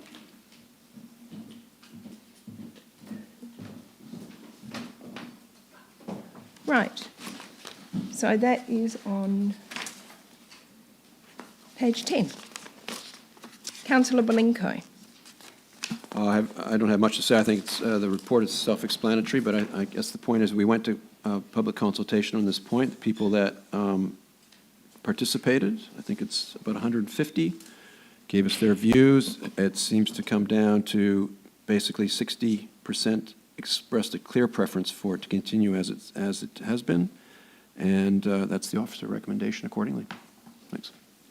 Thank you. Councillor Mason. Yes, I agree with Councillor Walinko's comments and support our community's decision to support the officer's recommendation. Councillor Bulbeck. I want to foreshadow an amendment which... No, you need to move it. I want to move an amendment. My apologies, move an amendment. You don't need to, but if you... I would like to move an amendment, yes. And your amendment has been circulated. Mm-hmm. Really not with it. I'm a bit messed up here. Yes, thank you, Councillor Bulbeck. Your amendment. Yes, so I'll read the whole thing because it's only very short, even with my amendment in it. Council endorses holding the town's Australia Day event, Summer Australian Citizenship Ceremony and the Community Citizen of the Year on 26th of January from 2026 onwards, or until a future council considers community opinion may have changed and resolves to reassess the decision or legislation prescribes a change is required. Is there a seconder? No.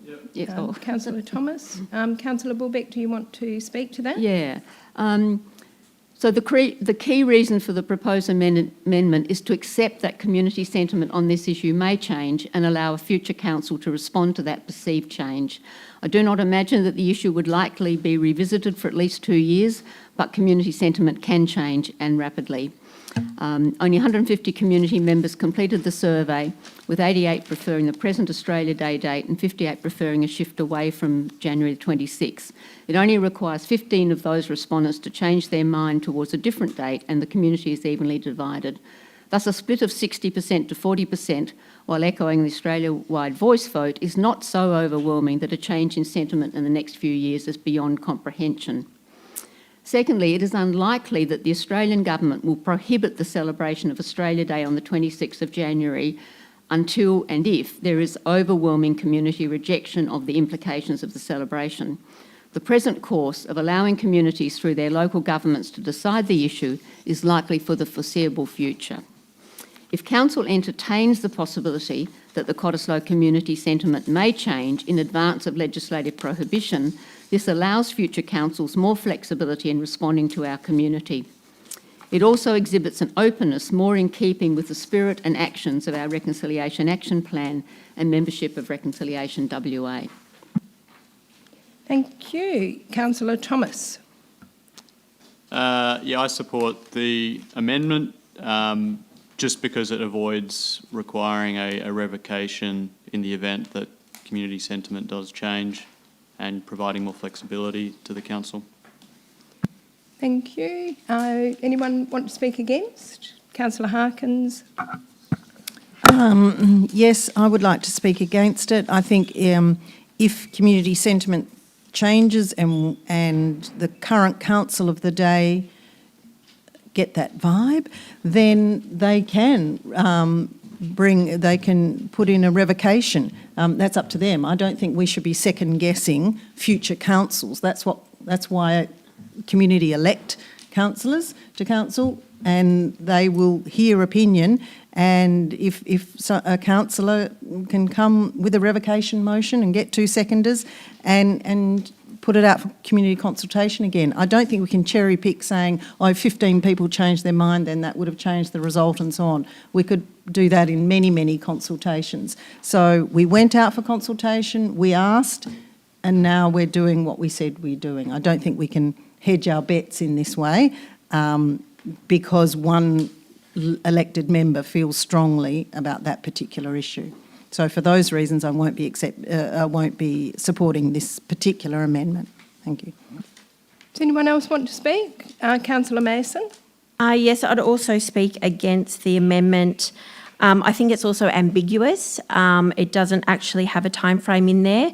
So I think that it is important to note that we are the council for the present day, so we should listen to the present community views. Obviously, as Councillor Harkins said, future councils always have the right to reassess any issue based on current community feedback and values, but that's not for us to decide, and I think we don't need the ambiguity of it. I also would note that a lack of vote is sometimes also a vote, so the fact that only 150 people bothered to vote on it, perhaps it's not that could be perceived as not being a priority. So I just think it is unnecessary, and that we will leave that in the hands of future councils. Thank you. Does anyone else want to speak to it? Look, I'll speak to it. I don't support the motion because, as other elected members have said, a future council can do this. They have full flexibility, but what they will require is an absolute majority. And on an issue particularly like this, the current decision should be respected, and it should be an absolute majority. Otherwise, in a lightly attended council meeting, we could be going back out to consultation on the strength of 3 voices in council if there was a quorum at a meeting. I think it is respectful of the outcome of this decision to require that if it's to change, it needs 5 elected members, not just the majority of a quorum. So I would, it doesn't change anything other than that test, that bar, to going out. And, this could have been fraught. It was done incredibly respectfully and sensitively, but it's an issue that does generate quite a lot of emotion. So I think if we're going to go out again, it should be up to the majority, the absolute majority of council, which will be 5 members. So on that basis, I would say the officer's recommendation gets it right. The flexibility is still there. It's just how it'll be exercised. Did anyone else want to speak to it? I will put it to the vote. All in favour of the amendment? And against? That's unanimous, thank you. And now we're back to the substantive motion. I've had Councillor Willinco and Mason. Did anyone want to speak against the motion, substantive motion? I'll put that then to the vote. All in favour? That's unanimous, thank you.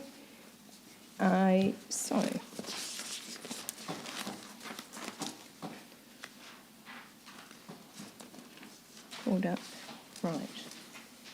So we're now at 10.1.2 monthly financial statements for the period ending 30 June 2025. That's on page 12. This is called up because we require an absolute majority for the budget amendment. That is, we're just moving money between accounts, as I understand, Ms. Cobby. Thank you. Do I have a mover? Councillor Harkins, and a seconder, Councillor Heath. Did you want to speak to the motion? I think it's self-explanatory. On page 13, it goes into detail about the cash in lieu, just moving it from one to the other. Thank you. And Councillor Heath, did you want to speak to that? No, it's all self-explanatory, thank you. Thank you. And does anyone want to speak against? I will put that to the vote. All in favour? That's unanimous. Thank you. We're getting there. 10.1.5 on page 28. And there were a few, were there administrative things on? Yeah, there were actually, just a few. Yes, Madam, there's a couple of errors in the report which I apologise for. It's just the way the report grew. Recommendation 4 notes the tenure award and the advertising policy actually grew out. That will be presented back to November. It's actually incorrect. We're actually just bringing the tender back now because we've dealt with the policy issue within the documentation itself.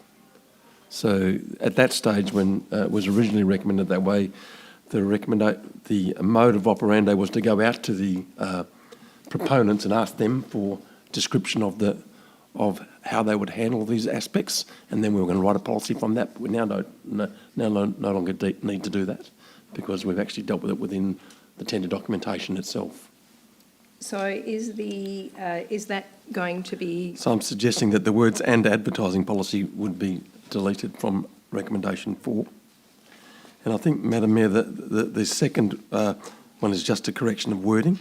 Yeah. I think we talk about the foreshore master plan fundamentals, but it should read the Cottesloe Foreshore Style Guide. Oh, it's actually, I think it's in 1C. 2C? No, it's mentioned twice. It's in both. 1C3, give due regard to the Foreshore Master Plan Design Guide.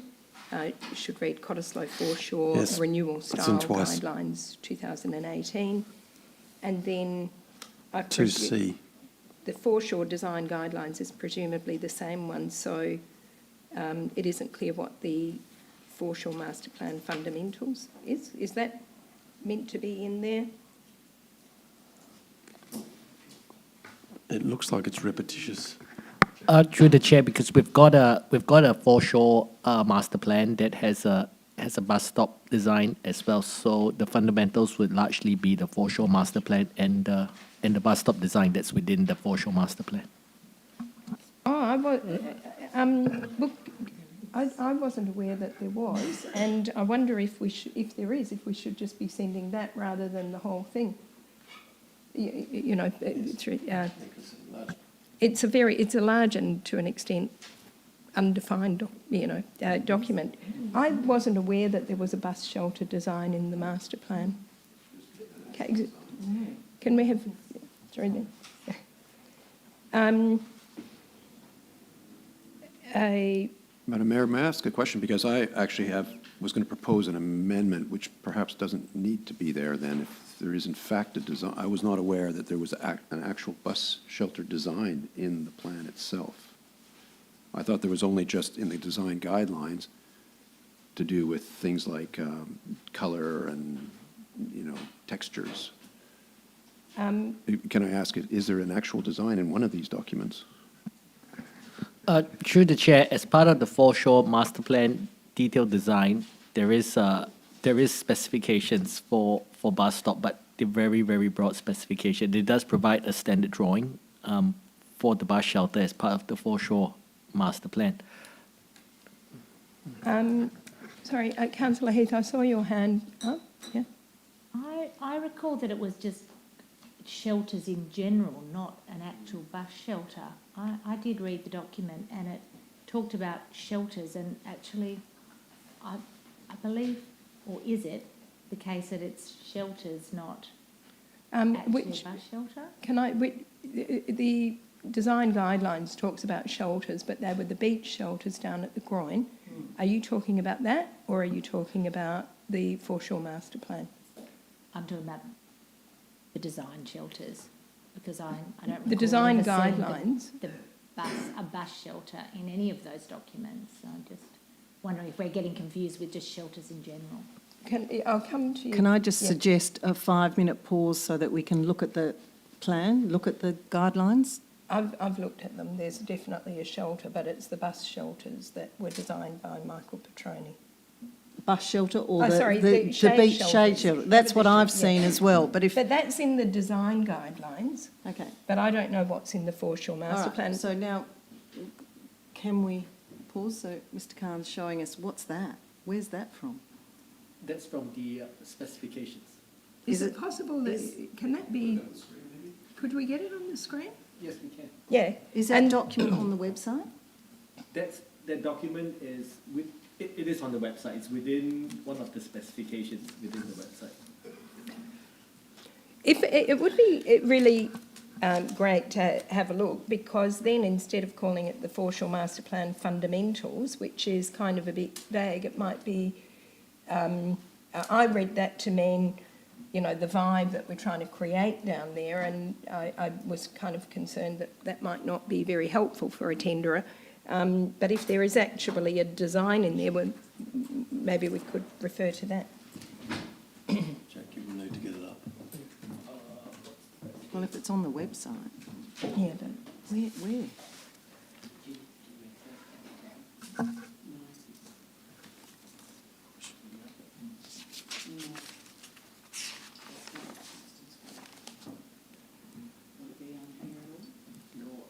It's sort of expected up.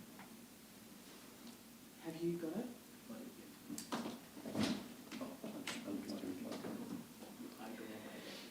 Oh.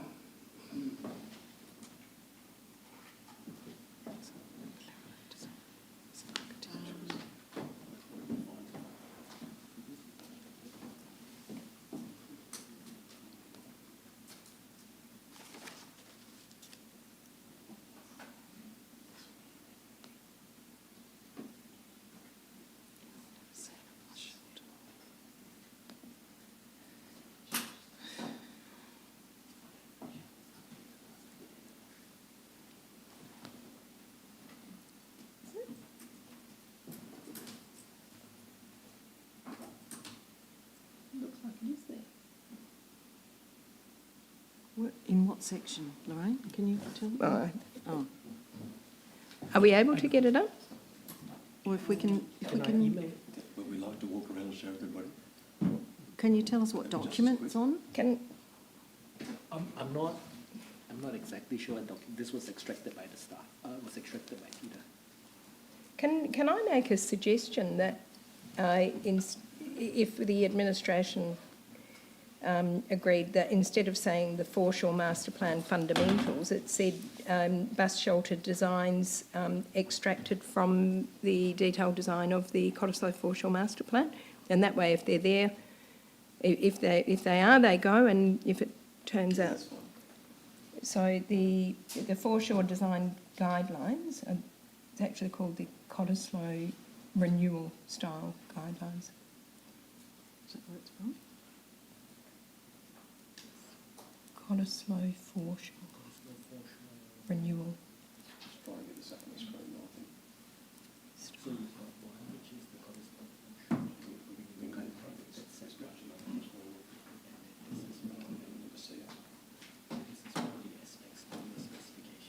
Do we have that though?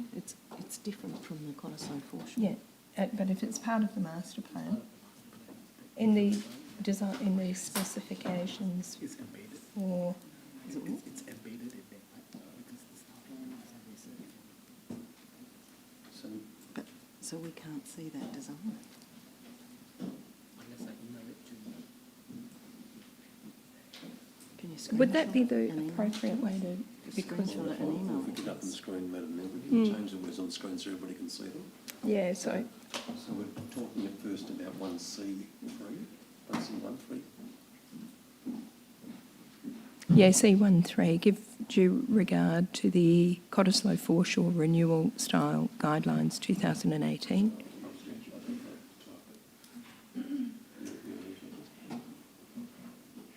So where it's C, There's another couple of records on there, yeah, that's what I'm doing. C1, So it's 3, and it's give due regard to. yes, Cottesloe. Foreshore Renewal Style Guidelines 2018. And remove master plan design there.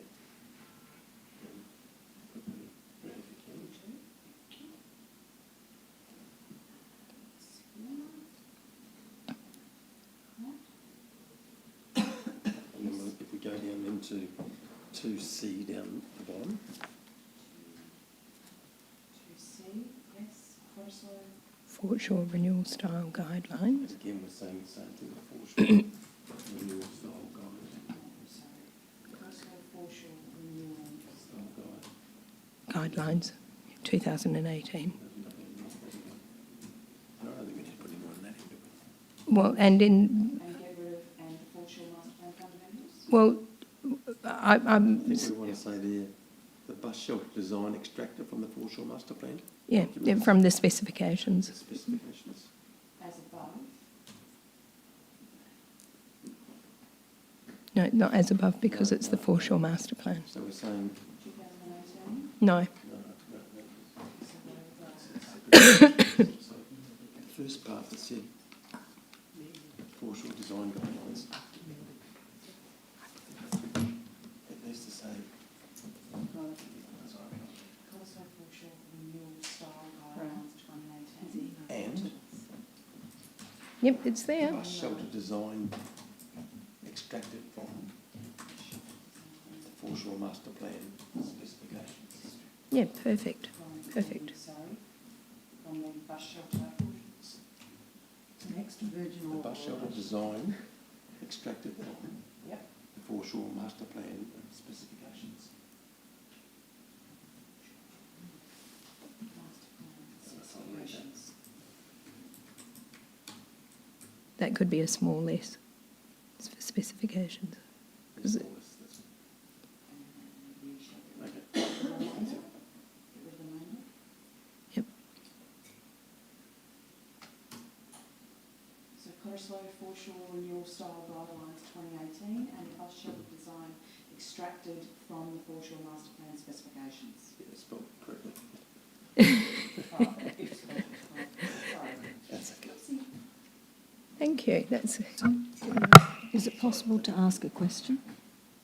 yes, it is. Are we back on? Can I ask the question? So, Mr. Khan, in that design that I think all EMs have just got, where does the advertising go? It looks like there's no side panel where advertising normally goes. Through the chair, so the advertising will be separate. The intent of providing this design is to guide that design process for our four bidders. So it's just to say that this is what the foreshore master plan has approved. This is the style guide. Please come up with something that is along those lines. Okay. Yes, Councillor Walinko? Just a question, thanks. What does EVO mean? It says EVO bus shelter. Does it have any significance? Through the chair, I suspect, I would say it potentially is just a model and brand of a particular just shelter, of a bus shelter. So the intent is to provide a guide to our four proponents who will be tendering for this. So the description has a photo, and then we have specific dimensions, and it says refer to drawings, a finish, and a product. So the product is identified as EVO bus shelter. So does that mean that the tenderers are going to have to provide that product? Through the chair, though, they don't have to provide that product. The intent is to provide them with context on the design of the foreshore, and then they need to tailor their design to demonstrate how it meets the aspiration of the foreshore master plan. Thank you. Thank you. Mr. Newman, do you have any comments around sending out like a proprietary product? Yeah, well, Madam Mayor, I'd probably have some concerns if we're actually pushing the tenderers to a product. I think that's probably a little dangerous, to be honest. I'd not picked that up previously. Would that cause? We might then be limiting the tenderers as well, I suspect. I'm not sure we want to do that.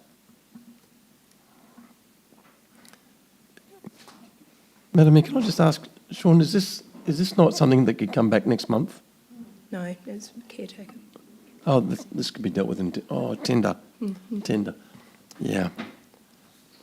Yeah. Can we just take out some of the details? Yeah, can we just water it down? Yes. Can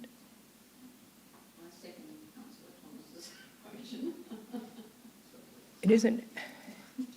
Can I suggest an amendment? Well, we haven't actually got a motion. That's true. Okay. Can we suspend standing orders? Which is probably the thing. I think we probably have suspended standing orders in an informal way.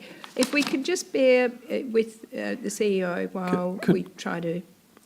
Could we just have a 5-minute adjournment, Yeah. Madam Mayor? I move that we have a 5-minute adjournment. Councillor Thomas, all in favour?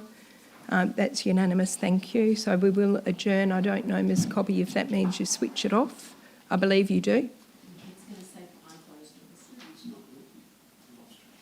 Oh, well, we are.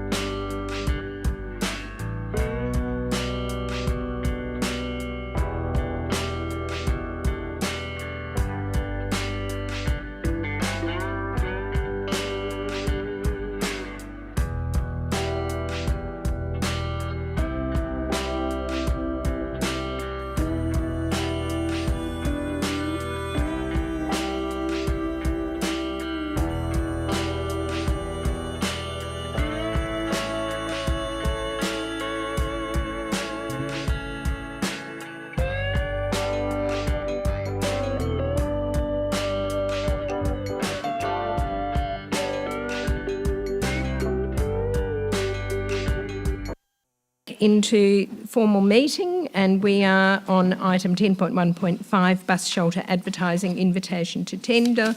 On page 28, the CEO will run through the changes that have been made to the officer's recommendation.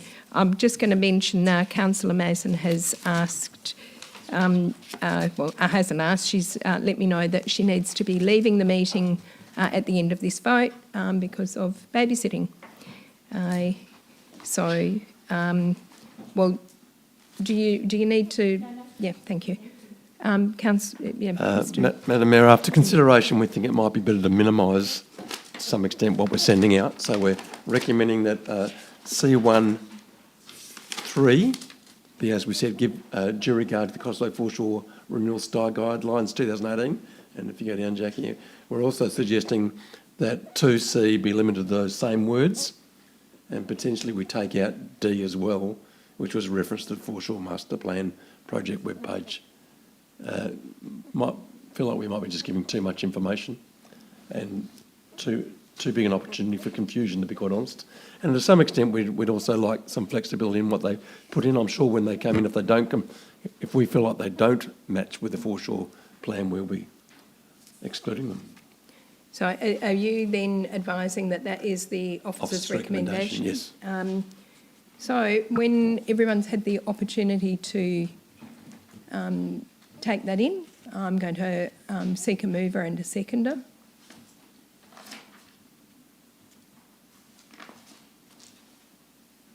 Councillor Thomas, fast reader, and Councillor Harkins. So is everybody across that detail? And we can move into dealing with the motion. So that was moved by Councillor Thomas, seconded Councillor Harkins. Councillor Thomas, do you want to speak to it? Nothing really to add. I think it's pretty straightforward, and yeah, it includes the previous discussion around restrictions on advertising, and it's there to get it in place before the caretaker period. Thank you. Councillor Harkins? I reiterate Councillor Thomas's points, and simply to say, I mean, obviously the tenderer can go to our website and look at the Foreshore Master Plan should they wish. So it's all in the public realm anyway. So I just think it's making it not so rigid in the amendments. So thank you, CEO, for the suggested changes.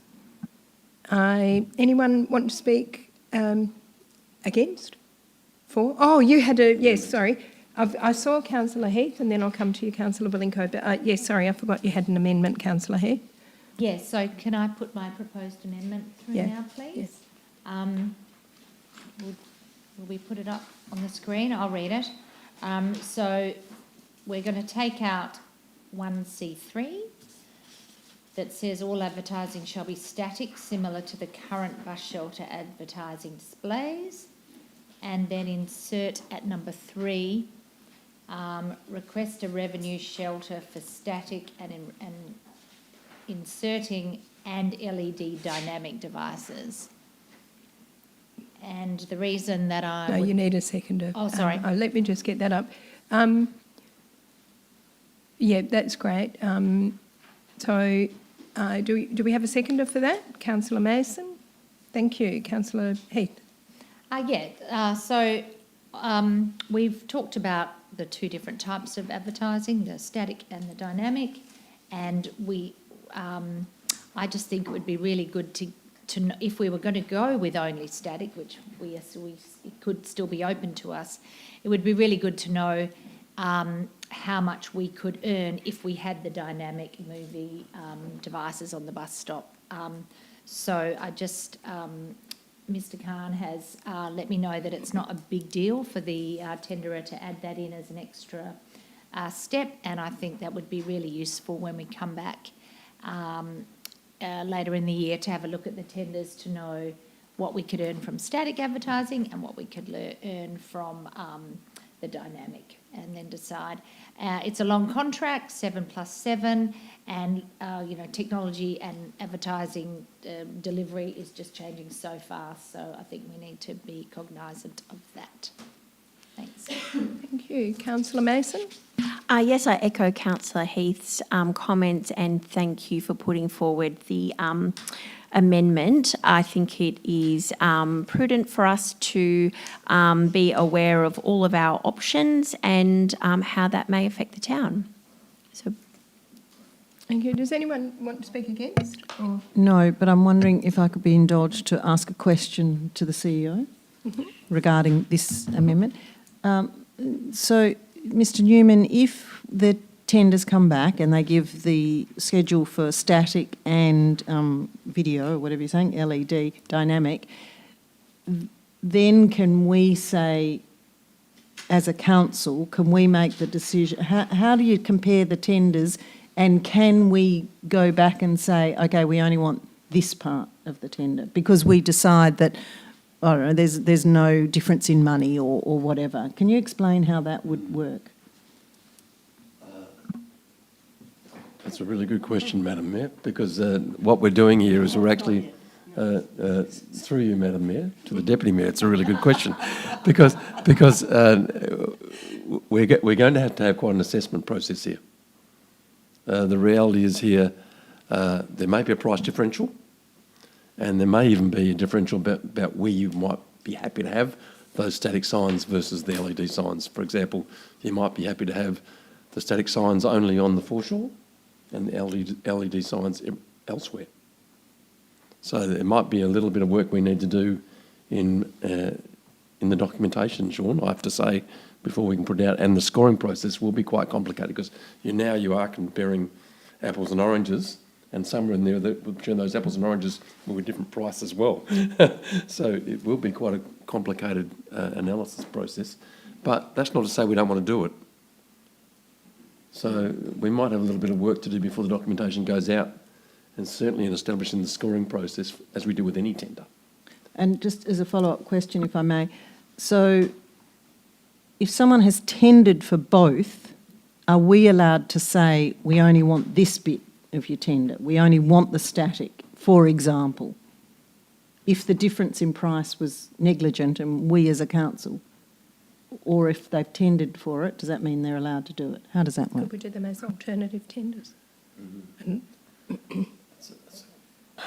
As I say, Madam Mayor, off the top of my head at the meeting, it's quite a difficult answer to come up with. It may be you've got two alternative tenders that you go out with and asking for two different prices. could we use, And then council makes a decision, they want to go that way or that way. could we do it via non-conforming tender to say we want what's in the officer's recommendation and invite non-conforming? Yeah, top of my head, that's... Sorry. Just another question, just considering that you sparked off what you were just saying. So we've got the shelters on Marine Parade, but we also have shelters on Sterling Highway. Would we also need to go to Main Roads and just find out what their policy is on LED dynamic? I don't recall seeing any on any bus shelters along Sterling Highway, you know, whether it's distraction to drivers, that sort of thing.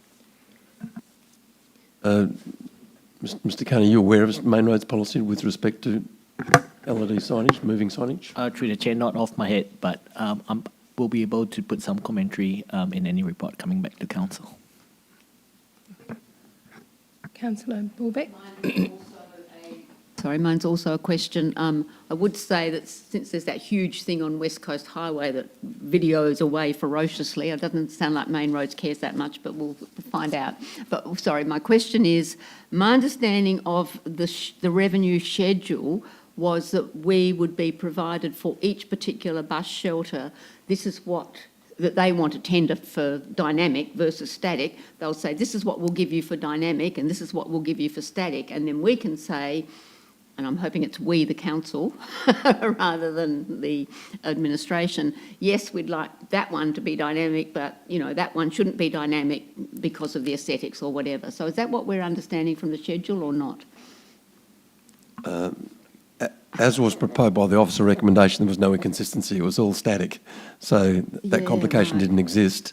The complication comes in with our willingness to accept either. And that's why I'm a little concerned about doing this on the run of the council meeting. I can't deny that. Wouldn't mind at the chance to think it through, but we are caught with caretaker period, which makes it difficult, even though this is not your normal type of tender. It still is a tender, so it is court and caretaker. Can I, I'm going to just clarify something, Councillor Bulbeck. My understanding is that the one that you're referring to on like West Coast Highway, that's actually a static, it's not a dynamic. Oh. And dynamic is video moving images, that is just to rotate. As far as I'm aware, it's static. I'm going to speak against the amendment because I think it's pretty obvious it has thrown up a whole can of worms, and it would be great to know, but I really think we want to get on with this, and I hazard a guess that ultimately we're not probably going to support video clips on bus stops for all sorts of reasons, visual pollution and safety. And I think I would be interested to know, but I think we've just opened a can of worms this evening, and I would like to put the lid on it and go back to the officer's recommendation, so I'm not going to support the amendment. Does anyone else want to speak to the amendment? Councillor Thomas? Yeah, I'll speak against it. Similarly, I think dynamic advertising is not suitable, it's distracting, and takes away from the, what's the word I'm looking for? Aesthetics. And I think this is an opportunity to raise some additional revenue. It's not the core focus of what the town should be spending its efforts on. And if we overcomplicate it, that just takes away from other more important matters. Thank you. Anyone else wanting to speak to the amendment? I'll put the amendment to the vote. All in favour? Councillor Heath and Mason, and against? That is the balance. Thank you. So that amendment is not, that amendment fails. So we're back to the substantive motion. Councillor Thomas and Harkins. Did anyone else moved Thomas, seconded Harkins? Councillor Bolinko? Thank you. In light of some of the earlier discussion, I'd like to move a further amendment,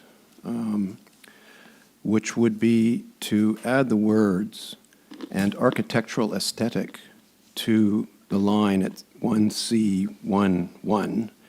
So in other words, improve amenity and architectural aesthetic.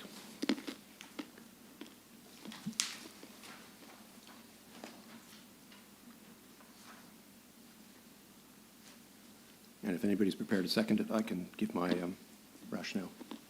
I'll second it for the purpose of debate at this stage. The reason is because I think the word amenity, whilst I appreciate that officers have attempted to respond to my query raised last week, is a bit too general. It can mean anything from an adequate shelter to a bench to wind protection. You know, amenity is just kind of a general term. And I think what we were trying to do there was actually try to come up with something that is architecturally appropriate, particularly for the foreshore area. I'm not so worried about having it in the other areas along Stirling Highway, though, of course, Stirling Highway still should look nice. But I think particularly with the foreshore area, I think it's important that we have that as an evaluative criteria. Now, I'm not holding out a lot of hope because at the end of the day, I suspect we're going to get some pretty standard responses in the tender, but I would like to have it in as a principle because at least it would give the officers some room to be able to evaluate those proposals with a bit of an architectural aesthetic lens, as well as the other, optimize ocean views and give due regard. Keeping in mind that this is a 7+7, so these things are going to be here for up to 14 years, and I think it's an important opportunity to use it as a chance to help improve the foreshore, not just, be okay, but, these are, there are 6 structures along the foreshore, and why not use the opportunity to try to make it look, a little bit better? So. Madam Mayor, can I just double check the words that Councillor Wallenko was using in that? Architectural aesthetic. Yeah, I thought it was. And sorry, Councillor Wallenko, you were only referring to C11. You weren't referring to C21 as well? No, so I was only referring to area. That's okay. Thank you. I'm open to suggestion if other people want to add in for area 2, but it's not as critical to me because it's not the Councillor Walinko, I seconded the motion. I wonder if you would be open to including the words and context appropriate architectural aesthetics, because we did have a toilet block designed for the foreshore that the architect thought had provided architectural aesthetics, but it was not embraced by the community. So I think architects might take a different view of architectural aesthetics, but it needs to be contextual. Thank you.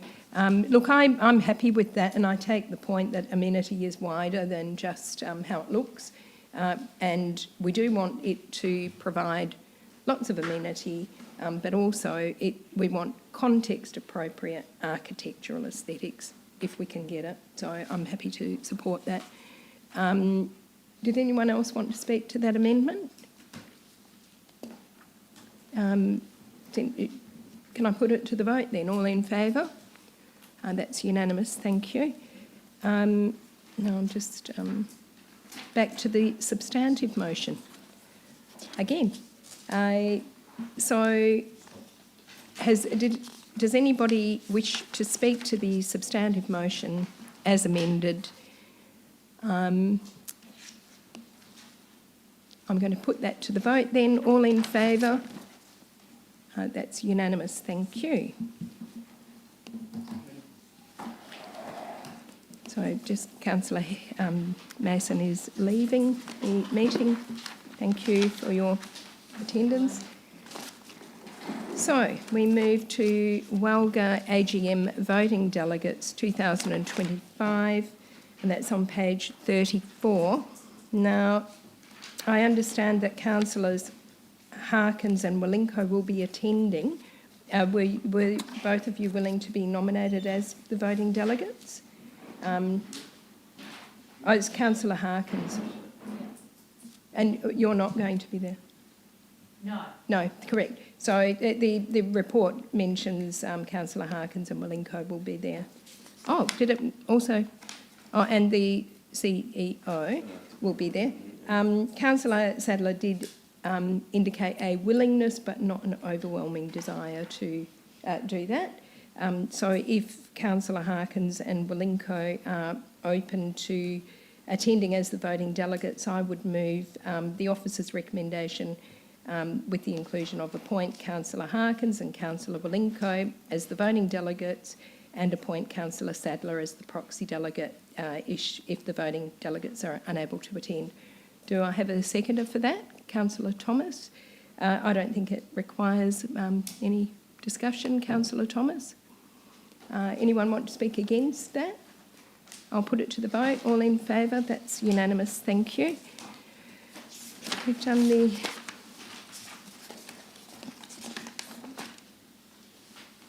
Right, appointment of community members to council committees and working groups. Officer's recommendation on page 42. Do I have a mover? Councillor Harkins, and a seconder. Councillor Heath. I shall be with you in a moment.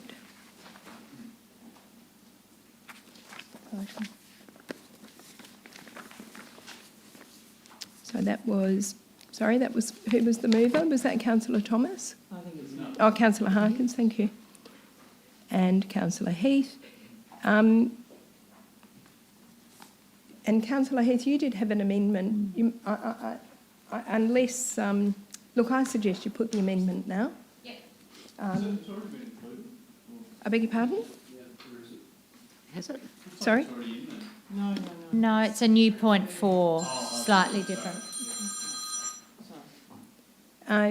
So I would think you want to move it now. Yes, please. Otherwise, we'll be debating and then changing. So there's a new point 4 that council suspend the North Cottesloe Primary School Traffic Safety Advisory Committee non-operable until communication is received from either the Department of Transport or the Department of Education regarding plans and or funding for improvements to the traffic safety around North Cottesloe Primary School. Now, I just want to ask you on that. Is it until we get communication? I think we have had communication, which is along, and I'm not entering into debate. Is it just communication, or is it an outcome that you're seeking? A commitment, or Well, just any. I thought we hadn't received any communication because our sort of update said we were waiting for communication from them, and so I didn't want to suspend the committee pending the Eric Street Bridge, because I think I would rather suspend it pending communications from those two government departments. but the communication might be as simple as, we're still looking at it. Is it your intention that that would trigger the... Until communication, well, it would be communication regarding plans and or funding, so it's not any communication. Yeah. I think my Yeah, motion says. I think that gives a bit more substance, that we need plans and funding. Yeah, that is there. Regarding plans and or funding, yeah. Okay, sorry. Okay, regarding plans. Oh, okay, I beg your pardon. Sorry, I do beg your pardon. Yep. So that was moved by... I think I moved the substantive. Yeah, I'd be okay. happy to incorporate that in the substantive, whoever seconded it. Oh, I'll second it. It was Councillor Heath seconded it. No, she raised the amendment. No, I No, think no. Councillor Heath seconded it. And seconded Yeah. the. Oh, Can she do Yeah. that then? It's only a Well, bit let's of just incorporate it into the motion. No, you don't require me to read the rationale or anything? No, it's just being adopted, and it's the mover has agreed to adopt it. Nobody has spoken to it. In fact, nobody's spoken to it, so that can be incorporated as into the substantive motion by agreement. So that now is the substantive motion. So did anyone want to speak for Councillor Harkins and Heath? Against? I shall put it to the vote. All in favour? Yes, yeah. So that's unanimous. Is that... We're voting on the... Probably better just to vote. I should have spoken earlier, so I'll just vote yes. Okay. So that was unanimous. Thank you. Right. Councillor motion, item 11.1, use of herbicides by Town of Cottesloe. Councillor Harkins, you're going to move that. Do you have a seconder? Councillor Thomas. Councillor Harkins, you want to speak to that? Thank you, Mayor. So looking at my rationale, the use of herbicides like glyphosate is raised by our community often, evidencing support for restricting or eliminating the use on public safety grounds. This matter was recently covered by the local press, reiterating concerns of the public. Council should fully understand the risks associated with the use and feasibility of alternative treatments to manage the weeds on public land in the town. And by alternative treatments, I mean things like weeding by hand or steaming.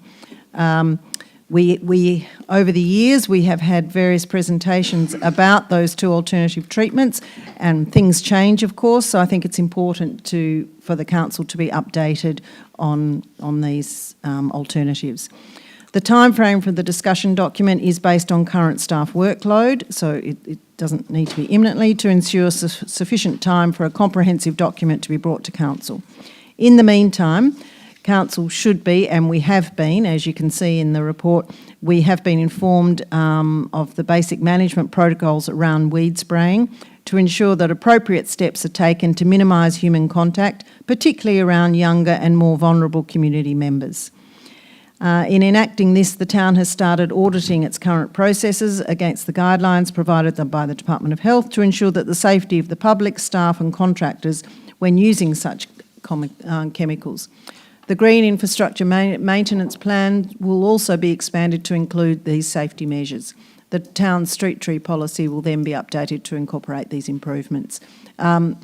We have heard repeatedly from Coast Care that, in their opinion, the use of this chemical is really the only effective method for controlling the weeds in the dunes, and other people have explained that to effectively control weeds in large public areas, this is really the only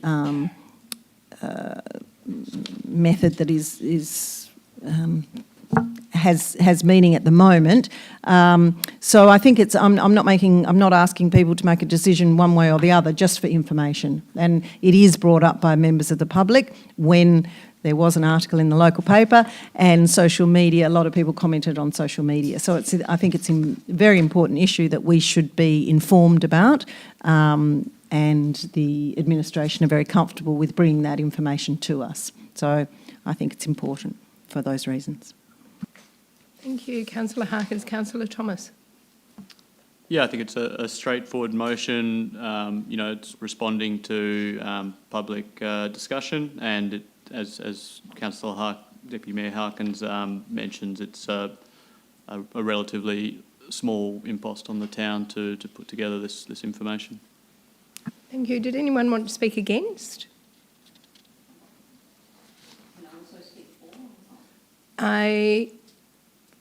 Yeah. Well, there's nobody speaking against, so I'm just wondering if we just, I think we could put it straight to the vote. If there's nobody speaking against under the standing orders, it can go straight to the vote. So all in favour? That's unanimous, thank you. And we move to the next section, which is the section of the agenda which the CEO has recommended be discussed in a closed meeting. The first one contains information relating to a contract that would be entered into by the town, and the second one is contains information relating to a matter affecting an employee. So on that basis, I move that we close the meeting. Do I have a seconder? Councillor Heath, all in favour? That's unanimous, thank you. Thanks very much, gentlemen.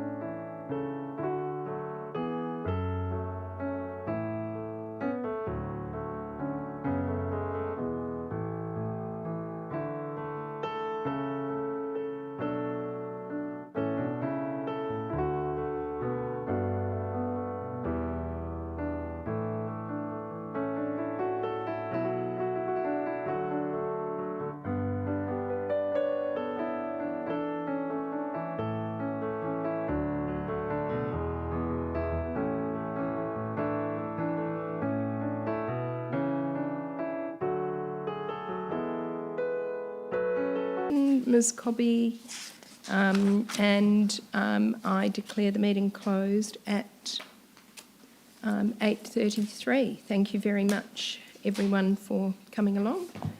And thank you. Thank you. Okay, thank you.